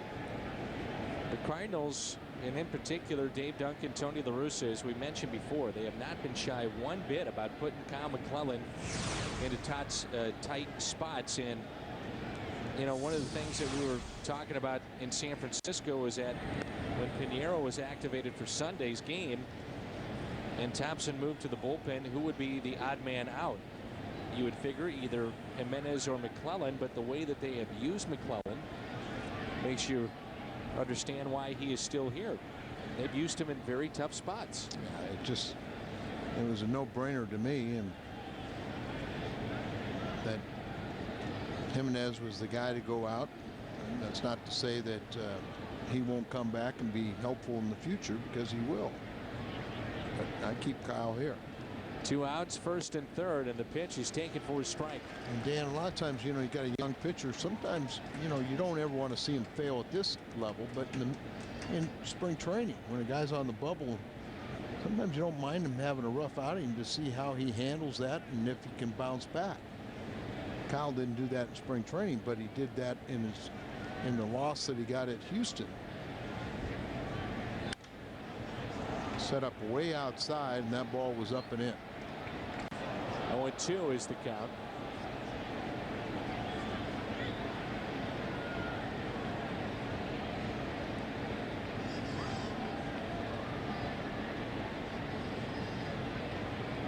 Cool night here in St. Louis. Some of those pitches left over the middle of the plate. You wonder when it heats up, what would happen with some of those pitches. Well, and you also hope when it heats up that, you know, the pitcher doesn't make those errant locations. And also, you know, by that time you're 200 to 250 at bats into the season. A little tired, maybe. Yep, guys are at least at the plate starting to settle in. Look at this outfield right now for the Cardinals. You compare Ankiel to where Edmonds normally plays, and Rick Ankiel right now is deep into center field. 1-2 pitch. Slowly hit towards third. McClellan nicely done out of the bullpen. Comes in with first and second. Nobody out. Gets out of the jam. Midway through 6, 3-1. This portion of Cardinals baseball on FSN Midwest is brought to you by Rico. Move your ideas forward with Rico dependability. And by your local St. Louis Chrysler Jeep dealers. And by Jack in the Box, where we don't make it till you order it. Cool night here in St. Louis. The banks of the Mississippi, downtown St. Louis. So the Gateway Arch. There's Rick Ankiel in the first pitch. Swung on and missed. Ankiel is 2 for 2. Average has jumped up to 314. 4 home runs. 11 RBIs. Had 4 home runs and 4 game-winning RBIs in the first 6 games. Jam this time and pops it up behind home plate and out of play. The Phillies come from behind to defeat the Astros. Sean Chacon, 8 strong innings, no runs allowed. Valverde comes in, their closer, and blows the save in the 9th. And the Phillies beat the Astros 4-3. 4 runs in the bottom of the 9th. Snelling a home run, Pat Burrell 2-run home run, Feliz an RBI double, and the winning run reached on a wild pitch on a strikeout. Ankiel, a wild swing, chases a pitch, and he strikes out. He's 2 for 3. I would assume, though, you're going to see that every once in a while from Rick Ankiel, a guy that is just getting his feet wet here at this major league level. Yes, you know, and this team's going to strike out a fair share. Guys like Glass and, you know, Duncan, Ankiel. They're going to rack up some strikeouts, but Hal McRae, you know, as long as they stay aggressive and make enough contact. Here's Troy Glass. You can live with those strikeouts if you're produced in the production number department, home runs and RBIs. Loss 0 for 2. He has popped out to the catcher and struck out back in the 4th. The 1-0 pitch. Still looking for his first home run. 2 balls, no strikes. The one thing, though, that has stood out for Tony La Russa and Hal McRae is the production from his outfield. And it doesn't matter who's been out there, but every one of those guys has produced for the most part. Got off to good starts. The first homestand, it was Ankiel. Schumacher started turning on the road. Ludwig had 3 consecutive home run games in Chicago. Barton helped win his team is 4-0 in his 4 starts.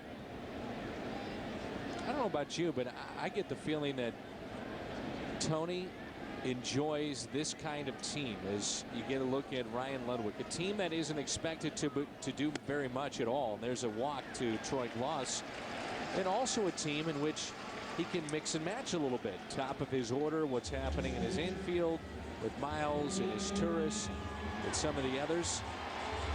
But I think it's something that he enjoys. Sunday, the groundbreaking show that earned 4 Emmy nominations for combining sports and science returns. It's the best of sports science this Sunday at 9 only on FSN Midwest. And Dan, I think it's also, Roland and Edmonds, strong personalities. And that's not to say, they're bad guys or anything like that, but strong personalities in the clubhouse. And a lot of the younger guys now can express themselves a little better.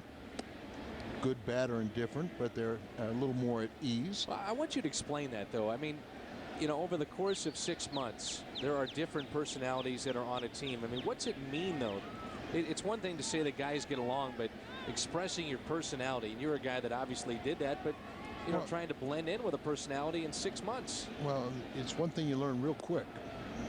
Veteran status. And so, if you're a young player, you kind of sit back and observe, and your vocal leaders are going to be your guys like that. When I played, it was, I had Bob Gibson, Joe Torre, Lou Brock. They're the guys. You think I went up there and said anything? I just watched. Fielder steps on the bag, a throw to second. Nice pick by J.J. Hardy. And a double play is turned. A hard hit ball and 3-6 double play. Moves it to the 7th. Hopefully Lou Brock coming up. Well, the Cardinals have a lead of 3-1 as we move to the top of the 7th. And believe me, it is our pleasure to visit with the one and only Hall of Famer Lou Brock, and always great to see you at the ballpark, Lou. And obviously this is such a special day for baseball, Jackie Robinson Day. Let's jump right into it. What did Jackie Robinson mean to you? Well, actually, Jackie Robinson meant a lot to not only to me but to America, in as much as he was the first guy to break the color barrier, and he gave a person like me hope. Did you ever meet him? I met him once in the 1968 World Series, and I got a chance. He and Hubert Humphrey came in the clubhouse thereafter, and I got to know him at that moment. And what was that like, the conversation that you had with such a great American in Jackie Robinson?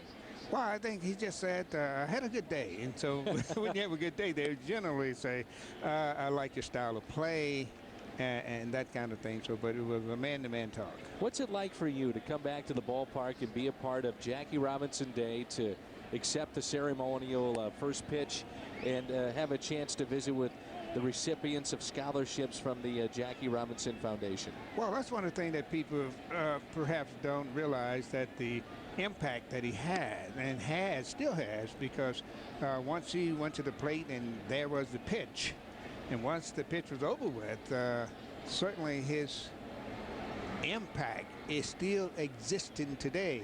We oftentimes talk about the pitch that had a beginning but doesn't have an ending. So he has no ending of his impact in baseball. I don't know if you realize this. We were concerned that both those first pitches at one time were going to be coming at you. We were hoping they were going to go one at a time, and thank goodness that they did. There's a strikeout for McClellan to start this 7th inning. I think what's so unbelievable for people to realize, and I had the unbelievable opportunity to meet Buck O'Neil. Buck O'Neil, of course, you have a great relationship with, or at least had, and of course we were saddened by his passing. Buck O'Neil has meant so much to baseball. What do you think Buck O'Neil would say about a guy like Jackie Robinson? Of course, Buck O'Neil signed you. Yeah, well, Buck, he has his way of saying things, and he could say, you know, Jackie blazed a trail that was so huge, big, and wide and deep until you couldn't fall out of that trail. He was a trailblazer, not only in baseball, I mean, Major League Baseball, but in Negro League. He just had a different view. His time has come to be different, and it was different. Are you concerned at all? And this ball is hit into right, and the catch will be made. Are you concerned at all? And we mentioned this number before. Only 8.2% of the rosters right now in Major League Baseball comprise of African Americans. Does that concern you at all, or is that just kind of a sign of the times that a lot of American people, no matter what color, just aren't playing a lot of baseball? No, it concerns me simply because the progress been made. There is nothing permanent about that progress, and it seems to be slipping backwards a little bit here. And there may be a number of reasons for it, but yes, it is concerning because you don't want to go back to zero.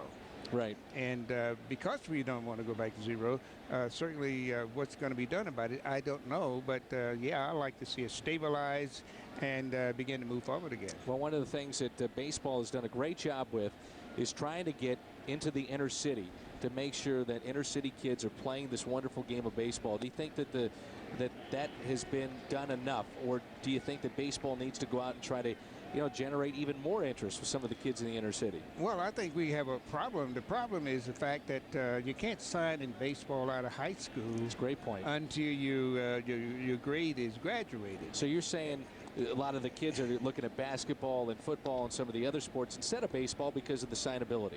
Well, signability in baseball, you got Latin America, you can be signed at 16. Right. And in America, you're about 19, so you're 3 years behind. And so until that, in my opinion, get rectified a little bit, get an even playing field with that, then certainly we got a shot at it.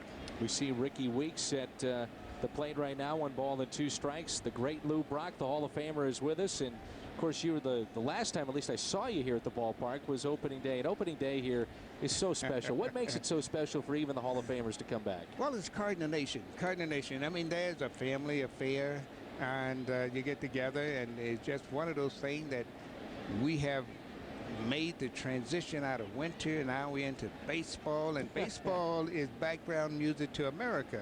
And so now the noise level in America raises, and we begin to feel like spring chickens again. We're out there and coping with things as we see it. And baseball is a daily thing. You don't have to know what's going on. You're just listening to it. 8 times you led the league in stolen bases. Is stolen base, at least the stolen base, the art of it, is that a lost art at this point? As we see a nice play here from Misturis, and the great Lou Brock will stay with us through our 7th inning stretch. But I want to ask you about the stolen base when we come back. That gentleman right there stole home 19 times in his career. 3-1 St. Louis. 7th season. It's the Hyundai Long Drive inning. Entry blanks for your chance to win a 2008 Hyundai Sonata. We're at your St. Louis area Hyundai dealers right now. The great Lou Brock is with us, the Hall of Famer. That's what makes Cardinal baseball so special. There's a look at Brian Barton. And Brian Barton has talked about how special this day is for African Americans playing in the major leagues. When I think of Jackie Robinson, I just think of, you know, a guy who opened the door for us to have an opportunity to play baseball. And I mean, us being African Americans and minorities, period, and just kind of just paving a way, you know, just for this game to be the game that it is right now. Lou, I just saw a smile come across your face. You're nodding your head in approval to hear a modern-day player have a little bit of an understanding of what Jackie Robinson meant to the game of baseball and certainly to our society. Well, certainly, and Barton is not just an average kind of guy. Pretty smart guy, isn't he? Yeah, I was with him in spring training a great deal, and he has it right. And we need to be connected to our past. We need to know about history, and we need to be able to honor excellence. And I think that's what he was talking about there. As far as, and I wanted to get to this, the stolen base, is it a lost art right now in 2008 Major League Baseball? Well, in 2008, of course, yeah.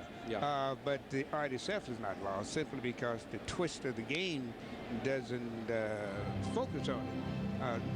Just as the computer has helped pitchers, it also can help base stealers. Yeah. So nobody focuses on that. They always use a stopwatch that says stop. And during my year, we used the stopwatch to go. So I just think it's a twist of the game. David Riske is the new pitcher for the Milwaukee Brewers. Lou Brock is with us. Adam Kennedy at the plate takes one high and tight. It's 2-2. You know, when you look at modern day players, what stands out for you? Who are some of the guys that you say, okay, I'm walking in the living room, I got my dish on, I'm watching the game, and oh man, this guy's up. I can't leave. I got to go watch this guy hit. Who's one of those guys that you love to watch? Well, right now, Albert Pujols. Of course, everybody like to see Albert Pujols. Don't go out on a limb or anything here, Lou. You know I mean? Yeah, but you got some young guys like Skip. He's going to do well. Schumacher and Cardinal players. You like to see guys get a crack at it and then enjoy the fun of taking a crack at it. Here's a kid at the plate right now in spring training. He asked me, what was your approach to the game? So he actually asked you a question. Oh, yeah, we talked a lot in the dugout. And so did Kyle McCullough as well. We all sit in the dugout every day and talk. They thought I was one of the guys. That's great. Yeah. I love hearing that, because I was about to ask you, do some of the modern day players go up to a Lou Brock, who's one of the greatest that ever played this game, and do they say, how did you do it? What are some of the traits, the secrets to the trade that you learned along the way? Well, they do, and they ask that question, and once in a while they ask me what was my approach to the game, and I oftentimes say, well, I took ownership. And they said, what do you mean by that? So ownership simply means that you took control of the situation. Even if a walk from the dugout to the home plate, you own that walk. Okay. And so you walked up to the plate and you took ownership of that. The pitcher had to take the ownership away from you. You forced the opposition to take the ownership away from you. So you just walked out there as though you own the game. So when did it start to become where, all right, I'm Lou Brock and I'm getting ownership of the game and I'm turning the corner? When did you feel that all of a sudden you had turned the corner at this level here in the major leagues? When players of the opposition began to ask you the question, do you think you own this game? That's when you got to take ownership. I had no idea you could until they started yelling at you. Sure. The great Lou Brock is with us, and there you see a shot of a jersey of Albert Pujols. In watching him, what is it about him that you see that makes him the special player that he is? I think concentration. Albert had the uncanny ability to really focus in on pitch, concentrate on the pitch into his entirety, until his flight. Oftentimes you see a pitch and you may give up on it halfway because you know that pitch is not going to be a strike, and you begin to think the next pitch. But Albert doesn't. He just stays with that pitch until he goes where he's got to go. The consistency of that is just, it's hard to do, but he does it. What's interesting, and that's a strike, and the fans don't like it, is that I asked Hal McRae, I said, if you could give me just one guy who reminds you of Albert Pujols, he said, well, this may surprise you, but I'm going to go with Pete Rose. And he said the reason is because he never, ever gives in during a bat. And it doesn't matter if they're up 10-1, down 10-1.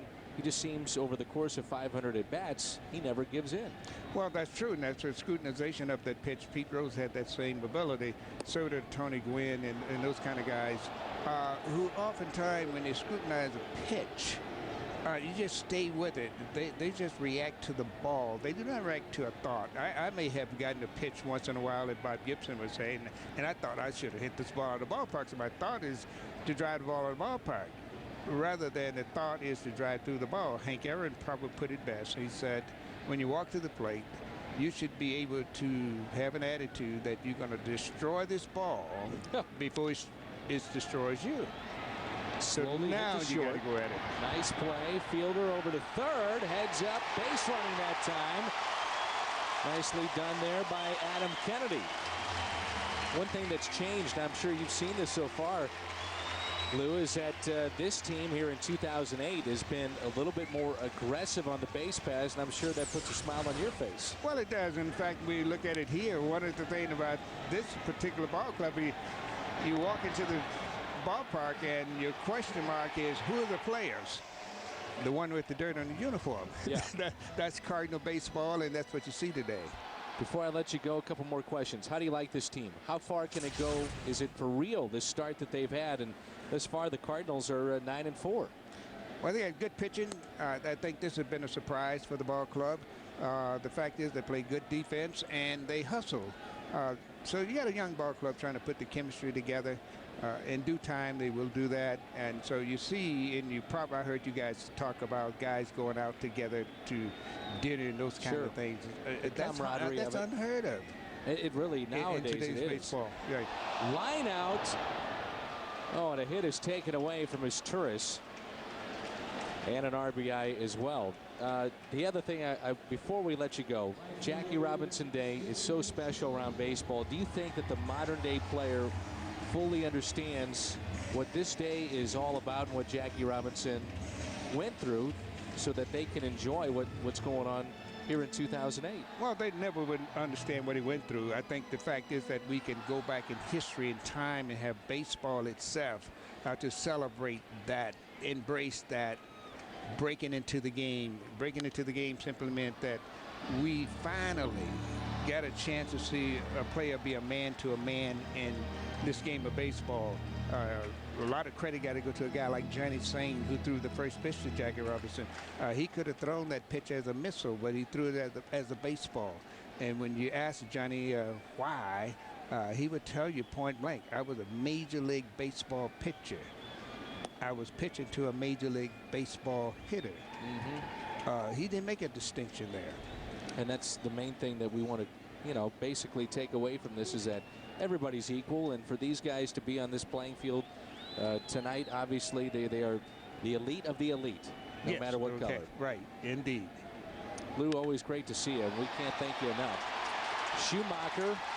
You're bringing us luck, Lou. I love it. You're bringing us luck. That's a double for Skip Schumacher. And that will score a run to make it 4-1 St. Louis. It's always a thrill to shake hands with you and to see you here at the ballpark. I know the fans get a kick out of it. We do as well. Great to see you, Lou. Thank you so much. You bet. You bet. That's the Hall of Famer inducted back in 1985, and we certainly appreciate everything he does for us. That is Lou Brock, the booth here in St. Louis. Skip Schumacher, another 2-out base hit. The Cardinals pick up a 2-out RBI from Schumacher. And the Cardinals have a lead. It's now 4-1 St. Louis.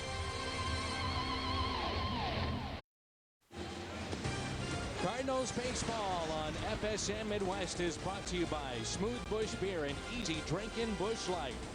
And by Chevrolet. See for yourself, shop and compare at STLChevy.com. Those shots right there from the Champions Club here at Busch Stadium. Number of bars at the Champions Club, full service bars, over 40 flat screen televisions. And you can see beyond the glass there is the outdoor seating. So when it gets hot, you get the indoor seating right there. Great way to take in the game. It's the brand new Champions Club here in St. Louis. Brian Schaus, our call to the bullpen, is brought to you by Chevrolet. No record, and his 6th appearance on this season.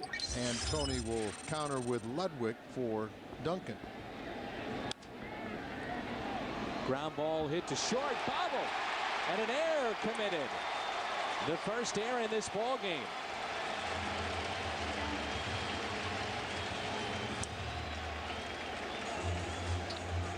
J.J. Hardy just very good fielding shortstop, and you don't know if he lost his concentration or not. Not a hard hit ball.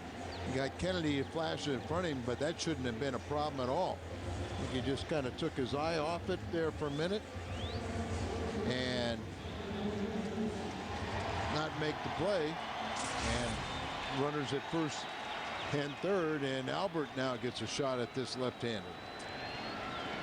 What a thrill it is to see the great Lou Brock here at the ballpark, and we thank him for stopping by. The first pitch to Pujols is taken for a strike. Pujols has singled and scored back in the first, flied out to right, and hit a rocket out to left.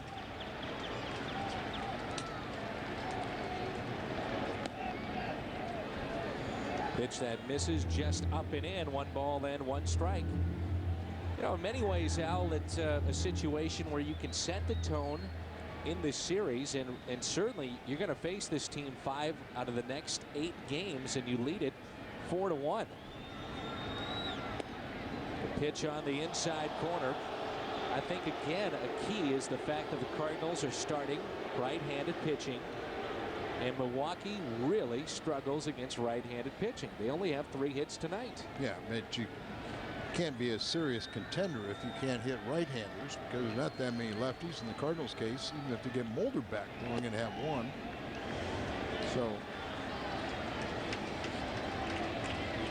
pitching Pujols inside, and that means right at the Bud Light side and left center, there's all kinds of room. Yeah, kind of pitch him inside, but you know, the left fielder is straight away. They shade him a little bit to right and left in center and right. 2-2 is tapped off the plate. Back to the lefty. He bobbled, but makes the play. So with 2 outs, Skip Schumacher drives in a run here in the 7th. 4-1 Cardinals. Many thanks for joining us tonight. Jackie Robinson Day around Major League Baseball. It's now a lead of 4-1 St. Louis as they have out-hit Milwaukee 8-3. Braden Looper getting the start for the Cardinals tonight. As we move to the top of the 8th, it's our Jack-in-the-Box recap. The Cardinals would score the first run of this game. A wild pitch. Pujols would score. The Brewers would tie it up thanks to Corey Hart. Skip Schumacher, a nice night. A couple of base hits and a walk in that leadoff spot. And the Cardinals have themselves a 4-1 lead. Franklin comes into this ball game. Ludwig stays in to play right. Schumacher moves from right to left. So Ryan Franklin found himself and his mechanics, been throwing very effectively of late. First multi-RBI game of 2008 for Skip Schumacher. Had 5 in 07. He's never had more than 2 RBIs in a game in his career. Thinking ahead now, Isringhausen against the Brewers in St. Louis, 10 saves and 12 opportunities. And he is available, of course, tonight. 4-1 Cardinals here in the 8th. That sets up real nice where Franklin is your normal 8th inning man, then isn't, but what a job by McClellan. Not only doing his job, but also doing Russ Springer's job, the injured Springer. McClellan goes 2 innings. My understanding is that Springer was to throw on the side today. Yeah, I think it was really, they figured it would be about a 2-week process, and the first week he really wasn't supposed to do anything, let that nerve calm down. Something he's experienced in the past, and wasn't something they were expecting to be a long process. Fly ball into left, slicing and out of play.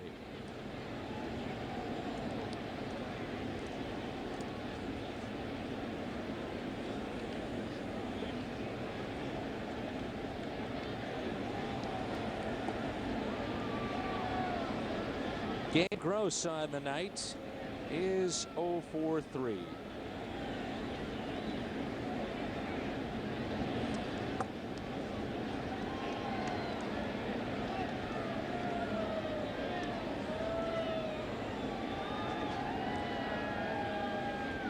Cardinals will send Adam Wainwright to the mound tomorrow night. It's Carlos Villanueva in game number 2. Kyle Loge, he is 2-0 against Manny Parra. There's a look at Wainwright coming off a loss in his last start. I talked to a couple of the starters, and there's a strikeout about the mound in San Francisco, and we discussed this the other night. They said it took a while to get used to that mound that was, it seemed to be elevated and not throwing downhill. And here's our Hardy's hot pitch of the game, a strikeout for Franklin. Good breaking ball there. And you can just tell by the natural slope, but when Franklin's left foot hits, he's going on a downward plane. And what we were talking about with the Giants mound is the pitchers all felt like when their foot landed, it was almost like it was going uphill. Al, a couple of pitchers said you would not believe the difference that they felt in San Francisco as opposed to what they feel here in St. Louis or basically just about any other ballpark. And what they're also having a problem, it was completely different than the bullpen mounds. Up the middle. Oh, nice play by Kennedy. Takes a hit away. 2 outs. Kennedy's played some nice defense in the young 2008 season. Talked a little bit about his arm at times. He likes to sling the ball from down south, but here he gets that ball, spins, and sets himself, and you see he throws kind of, pushing it out of his shirt, short arming the ball a little bit, and it is a little bit sidearm, but that time a little more oomph on it, and it straightens out. Here's Fielder now with 2 outs and nobody on. 3 walks tonight, and that was against Looper. Looper walked 5 on the night. First pitch is taken outside.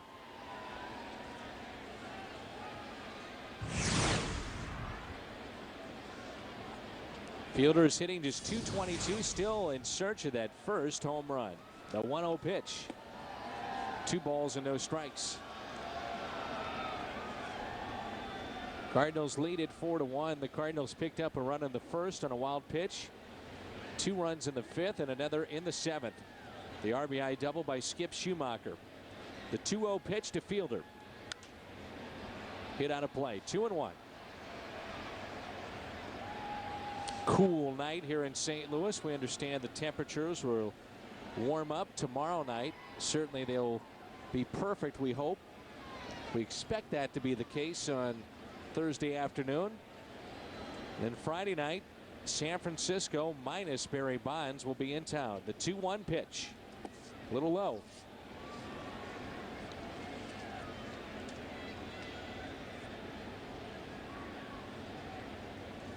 Crowd of 39,438 tonight.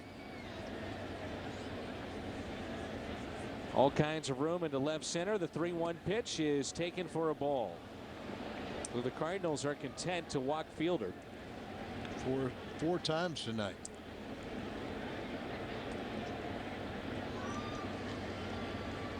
Came in with only 3 walks on the season in their first 12 games, and he's got 4 tonight. Brings in Billy Hall. Billy Hall is not that bad a hitter to be just sitting there worrying about Fielder. A couple years ago, Billy Hall had, what, 35 home runs as center fielder? 35 home runs back in '06. First pitch to him is taken for a strike. Twice he has grounded into a double play. He's also struck out. That was back in the 4th. 4-1 Cardinals here in the 8th. Matter of fact, Bill Hall hit the first home run here at the new Busch Stadium. That was off of Mark Mulder. And you gave us his update earlier, but Mark Mulder also with homer the first game here at Busch Stadium. Yeah. Mulder, what did I say? 5 innings, 6 hits, no walks, 1 strikeout, 2 runs, 1 earned.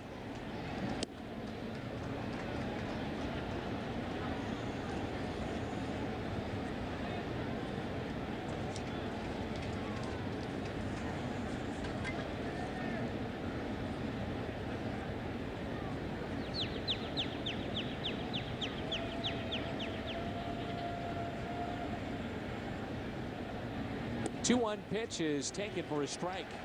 The outside corner. Well, Franklin, he allowed 3 runs in his first 2 outings. He's not allowed any since in 7 outings, including tonight. After his first 2 outings, the ERA was 13.5. Heading in tonight, his ERA has dropped to 1.35. 2-2 pitch. On the outside corner, he struck him out. Number 2 for Billy Hall tonight, and he's 0 for 4. It's 4-1 Cardinals. Cardinals lead at 4-1. We go to the bottom of the 8th. Don't forget, coming up after the game on the post-game edition of U.S. Cellular Cardinals Live, we'll have Tony La Russa's post-game news conference, reaction from the clubhouse, plus Pat and Rick will have all the analysis that's coming up. For now, we go back to Dan and Al. I got to ask you, Jim, where are you situated as we speak right now? I am on the first base side in the first row, and I'm about to be kicked out because people want their seats back, to be honest with you, Dan. Well, I appreciate your honesty, Jim. Oh, you know what? Actually, they're looking for a wedding ring, Dan. I didn't really want you to lie, and that's a good thing. Hold on. You lost a wedding ring? Yeah, he lost it twice. Your wedding ring? No. Yeah, it's his. He's in trouble. Dan, he's in big trouble.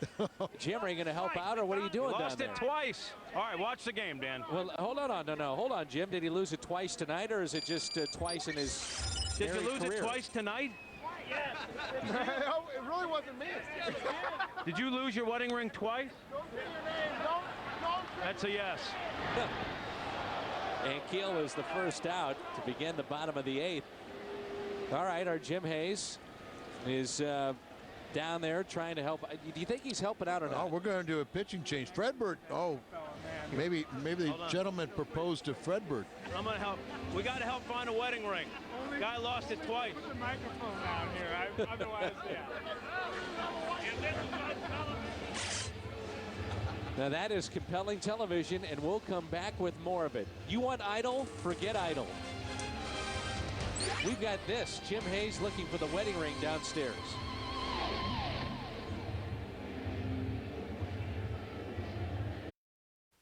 There's a look at Darren Turnbull. And Turnbull, is a guy that was their former closer and lost that job. 3 games, no record. Derek Turnbull, an ERA of 6 in his 3 innings pitched so far this year. Hasn't pitched since last Thursday versus Cincinnati, where he had inning and one of those walks. He's a former closer. Former closer, but he kind of got worn out a little bit. They only have 3 guys left in their bullpen.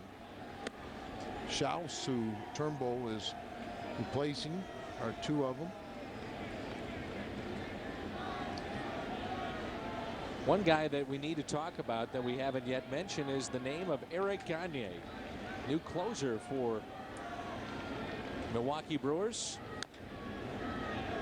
It's pulled foul off the bat of Troy Glaus. He's in the hole now, no balls and 2 strikes. Seth McClung, who was there late in the season, but they've got Solomon Torres now. They got Risky, Moda, and Gagne. So they reworked that bullpen. And I was talking with Mike Maggs about Gagne, and he said he had 2 bad outings. The first 2 outings kind of, it really got away from him a little bit, but ended up getting a win, and the one after he blew the save. What's interesting about Gagne is that prior to his trade to Boston, he was okay. I mean, he wasn't lights out Gagne where everything was automatic when he was with the Dodgers, but he wasn't awful. And he got to Boston, and boy, did he struggle. Struggled there, and then, but Mike Maggs said he feels his velocity's back. There's a rope out to left. Line drive base hit. Let's check in with our buddy Jim Hayes. Jim. Yeah, Dan, good news to report from here. They found the wedding ring. This guy over here lost it for a second time. Where did you find it?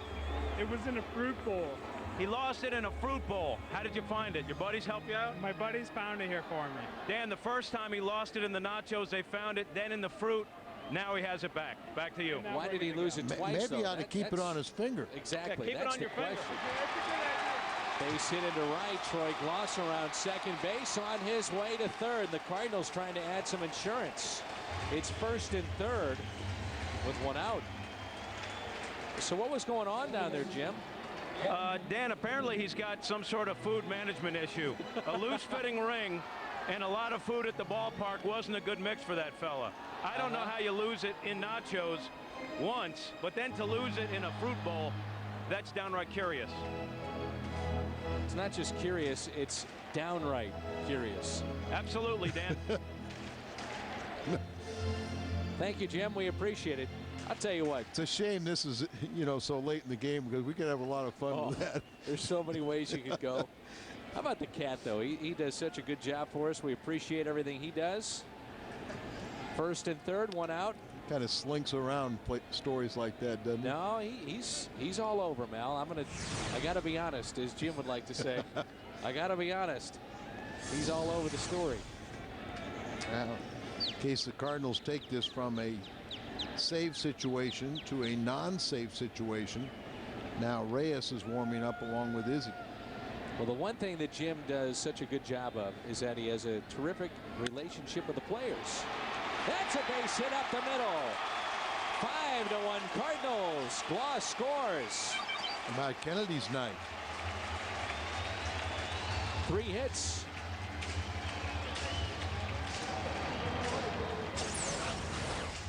Max out to talk to Turnbull. He still can get it up there, but that ball looked like it was straight.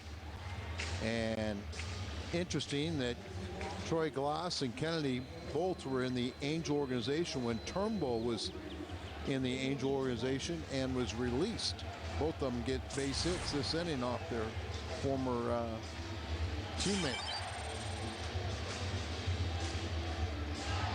5-1 St. Louis. But that, you know, that is true. Jim is always down there on the field before the games, after the games, in the clubhouse, and working hard, and we appreciate it. Brent Stover, we have added him to our staff again this year. This is Rico Washington. He looks at a strike.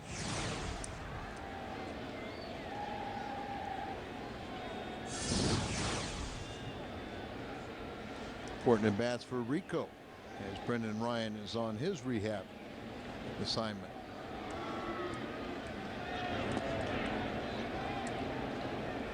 Great story.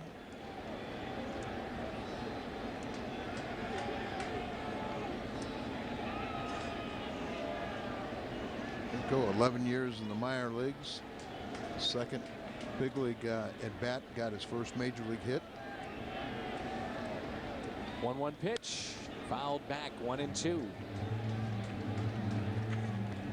Are you a big believer into setting the tone in a series, first game, that kind of thing? Well, I think what it does is you win the first game, and then the Brewers know they're up against Wainwright. They know they've got their hands full. You know, we always say the old cliche, your momentum is only as good as tomorrow night's starting pitcher. But in this case, if the Cardinals can close this one out, and psychologically they keep on gaining more and more valuable confidence, and then you send Wainwright out there, and if he does his thing, you win another series, then you get greedy and go for the sweep. 2-2 pitch. Misses, and now a full count with 1 out, runners at first and second. Cardinals lead at 5-1 here in the 8th.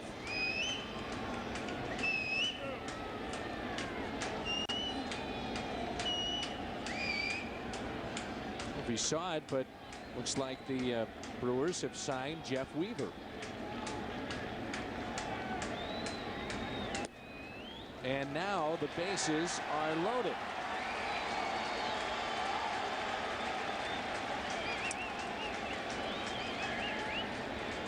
One out, bases loaded.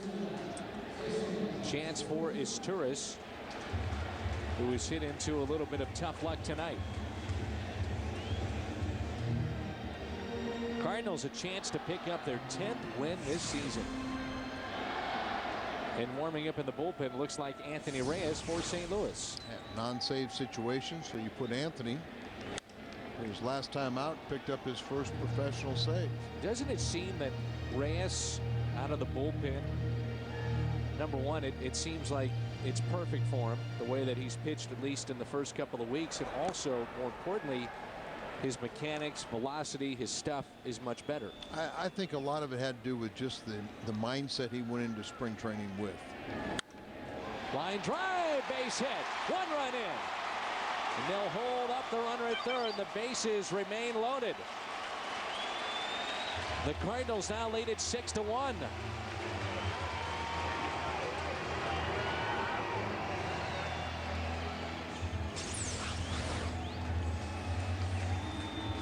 Ball pretty straight. It's up in the zone. Line drive. This time Izturis does catch a break as J.J. Hardy, the shortstop, can't jump up and catch it, haul it in. So it goes for an RBI. If this was a little different situation, Kindo probably would have sent the second man, but with only 1 out, and Schumacher coming up here, who's walked, single, RBI, double, an RBI. Kennedy tonight 3 for 4, a couple of runs scored, and a swing and a miss by Schumacher. For Kennedy, his second multi-hit game of 08, and he only had 10 in 07. He's a different ball player this year, isn't he? Sure is. Bases loaded, no balls, 2 strikes, 1 out. Cardinals lead it 6-1 here in the 8th. Bottom half. One thing about Turnbow, he's always thrown hard, but for whatever reason, kind of lost it a couple of years ago. And I don't know about you, Al, but probably better suited for a setup role. Do you feel that way? Yeah, I think so.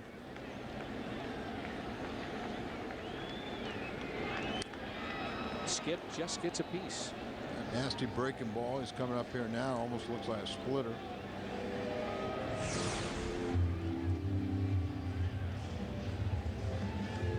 Two for 3 on the night for Skip Schumacher in the leadoff role for St. Louis.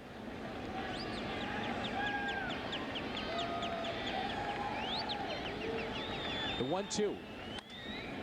Slowly hit towards short. Step on the bag over to first. Double play. Cardinals with 12 hits tonight. They lead it 6-1. 9th inning coming up.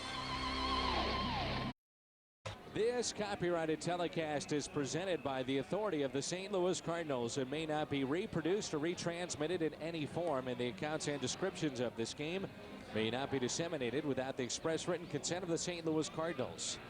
Some of the views tonight from the Champions Club here at Busch Stadium in downtown St. Louis. It's located along the third baseline. Great way to take in the game. They took out a handful of suites, knocked down the walls there, and you've got the buffet, the flat screen TVs, the bar area. Great way to take your family to a game as well. All the food you can have in there. Oh, yeah. It's a beautiful place. You and I have both seen it. Done a great job with it. They got 10 suites.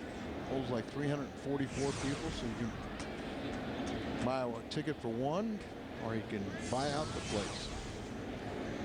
That's my handful. 10. 344? Yeah. It's a great place to watch the game. Wow, and Anthony Reyes picked up his first save, his professional save. The one thing that stands out to me about Reyes is the fact that his velocity is way up compared to when he's a starter. Now you come into an inning, Al, as you well know, you can blow it out. Well, yeah, but Dan, you know, he came in with a mindset that he was going to do things, you know, going to work on things. And, you know, he's got that high leg kick again. And that ball kind of ate up Kennedy there a little bit. Scored an error.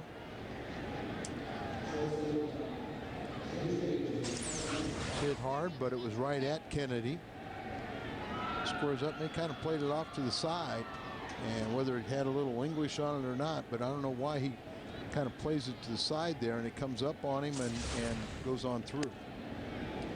Cardinals would certainly enjoy a double play here. They've turned a couple of double plays tonight. A tough night for Billy Hall. Hit into 2 double plays and struck out twice.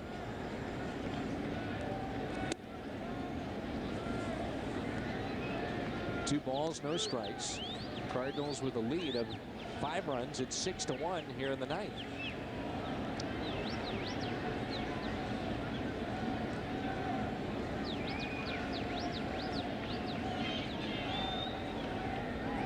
Two-0 pitch. When Reyes made his major league debut, it was against the Milwaukee Brewers in Milwaukee. Well, Jason Isringhausen had some interesting comments the other day, saying that maybe Reyes is better suited for the bullpen.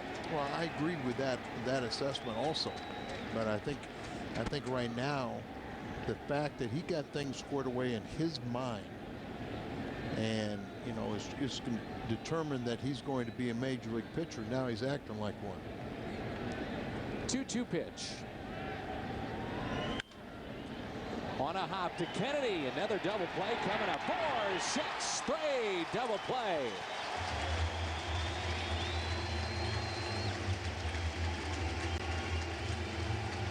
Boy, We're an out away from the post-game show. The Budweiser Great Player of the Game.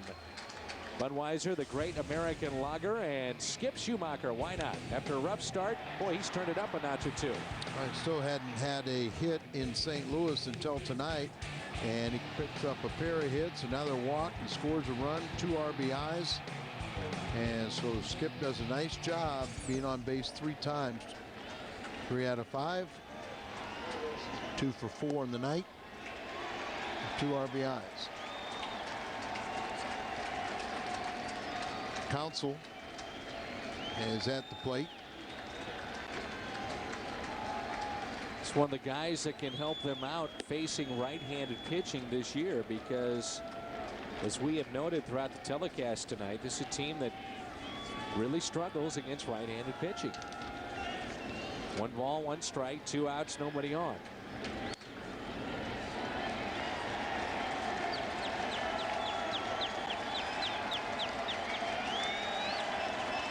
And they're just so much more confident out there on the mound. Crowd behind him right now.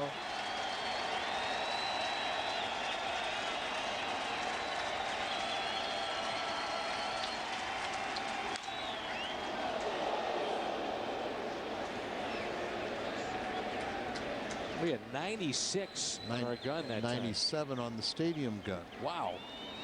Don't see that from Anthony Reyes very often at all. Well, you know, we always heard about it in the minor leagues that he would throw 96, 95 consistently. We just never saw it. Last year was 87, 89.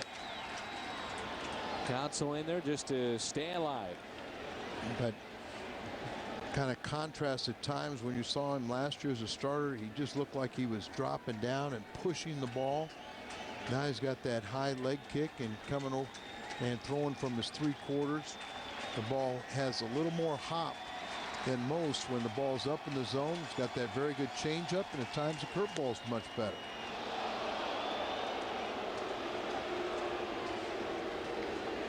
For the most part, when pitchers keep the ball down and they can get that sinking action, that's, you know, that's the best formula. But there are rare occasions where a guy has hop upstairs. 2-2 pitch. Hey, look at some of these pitches right now that he's throwing at 2-2, and Counsell is just trying to fight him off just to stay alive. It's not like a full cut. No, it's just kind of just trying to get a piece of it because the ball's getting on top of him a lot quicker. And look at how they're playing defensively. Look at Schumacher in left field playing very shallow and very near the left field line. 2-2 pitch outside, and it's 3-2. No walks. Cardinals with a chance to get number 10 tonight. Oh, and I think you touched on it too, Dan, is just send that message to Milwaukee is okay. Everybody in baseball may call it a transition year, but we think it's going to be a good year. 3-2 pitch. Fly ball into left. This should do it. And the Cardinals have win number 10. They are now 10-4, 6 games above 500. And in first place in the Central Division. A run in the first, 2 in the 5th, 1 in the 7th, 2 more in the 8th. 12 hits on the night, only 3 allowed. 6-1 our final. Well, the game is over with a Cardinal victory. We're just about to get started, though, on U.S. Cellular Cardinals Live. Ricky, a very impressive win tonight. An impressive win against a very impressive Milwaukee club. Cardinals admittedly have not had a very tough schedule thus far, Pat, but this is a very nice win against a good ball club. Maybe sends a message to the Brewers and to baseball. And to themselves. Yeah, exactly right. We're going to continue with that discussion and much more coming up on U.S. Cellular Cardinals Live, including one of the most dreaded days of the year. Well, we're going to show you that the only thing more certain in life than taxes is U.S. Cellular Cardinals Live. At the beginning of the year, a lot of experts had written off the Cardinals, but 2 weeks into the season, it's the 2 best teams in the NL Central meeting at Busch Stadium. We'll break down Game 1. Plus, Braden Looper can write starting pitcher and not reliever as the occupation on his 1040. We'll break down Looper's start. We'll go all access inside the Cardinals clubhouse. Hear from Tony La Russa as he awaits his $600 refund check. We hope your 1040s are all filed, your W-2s add up, because U.S. Cellular Cardinals Live is coming up in 90 seconds.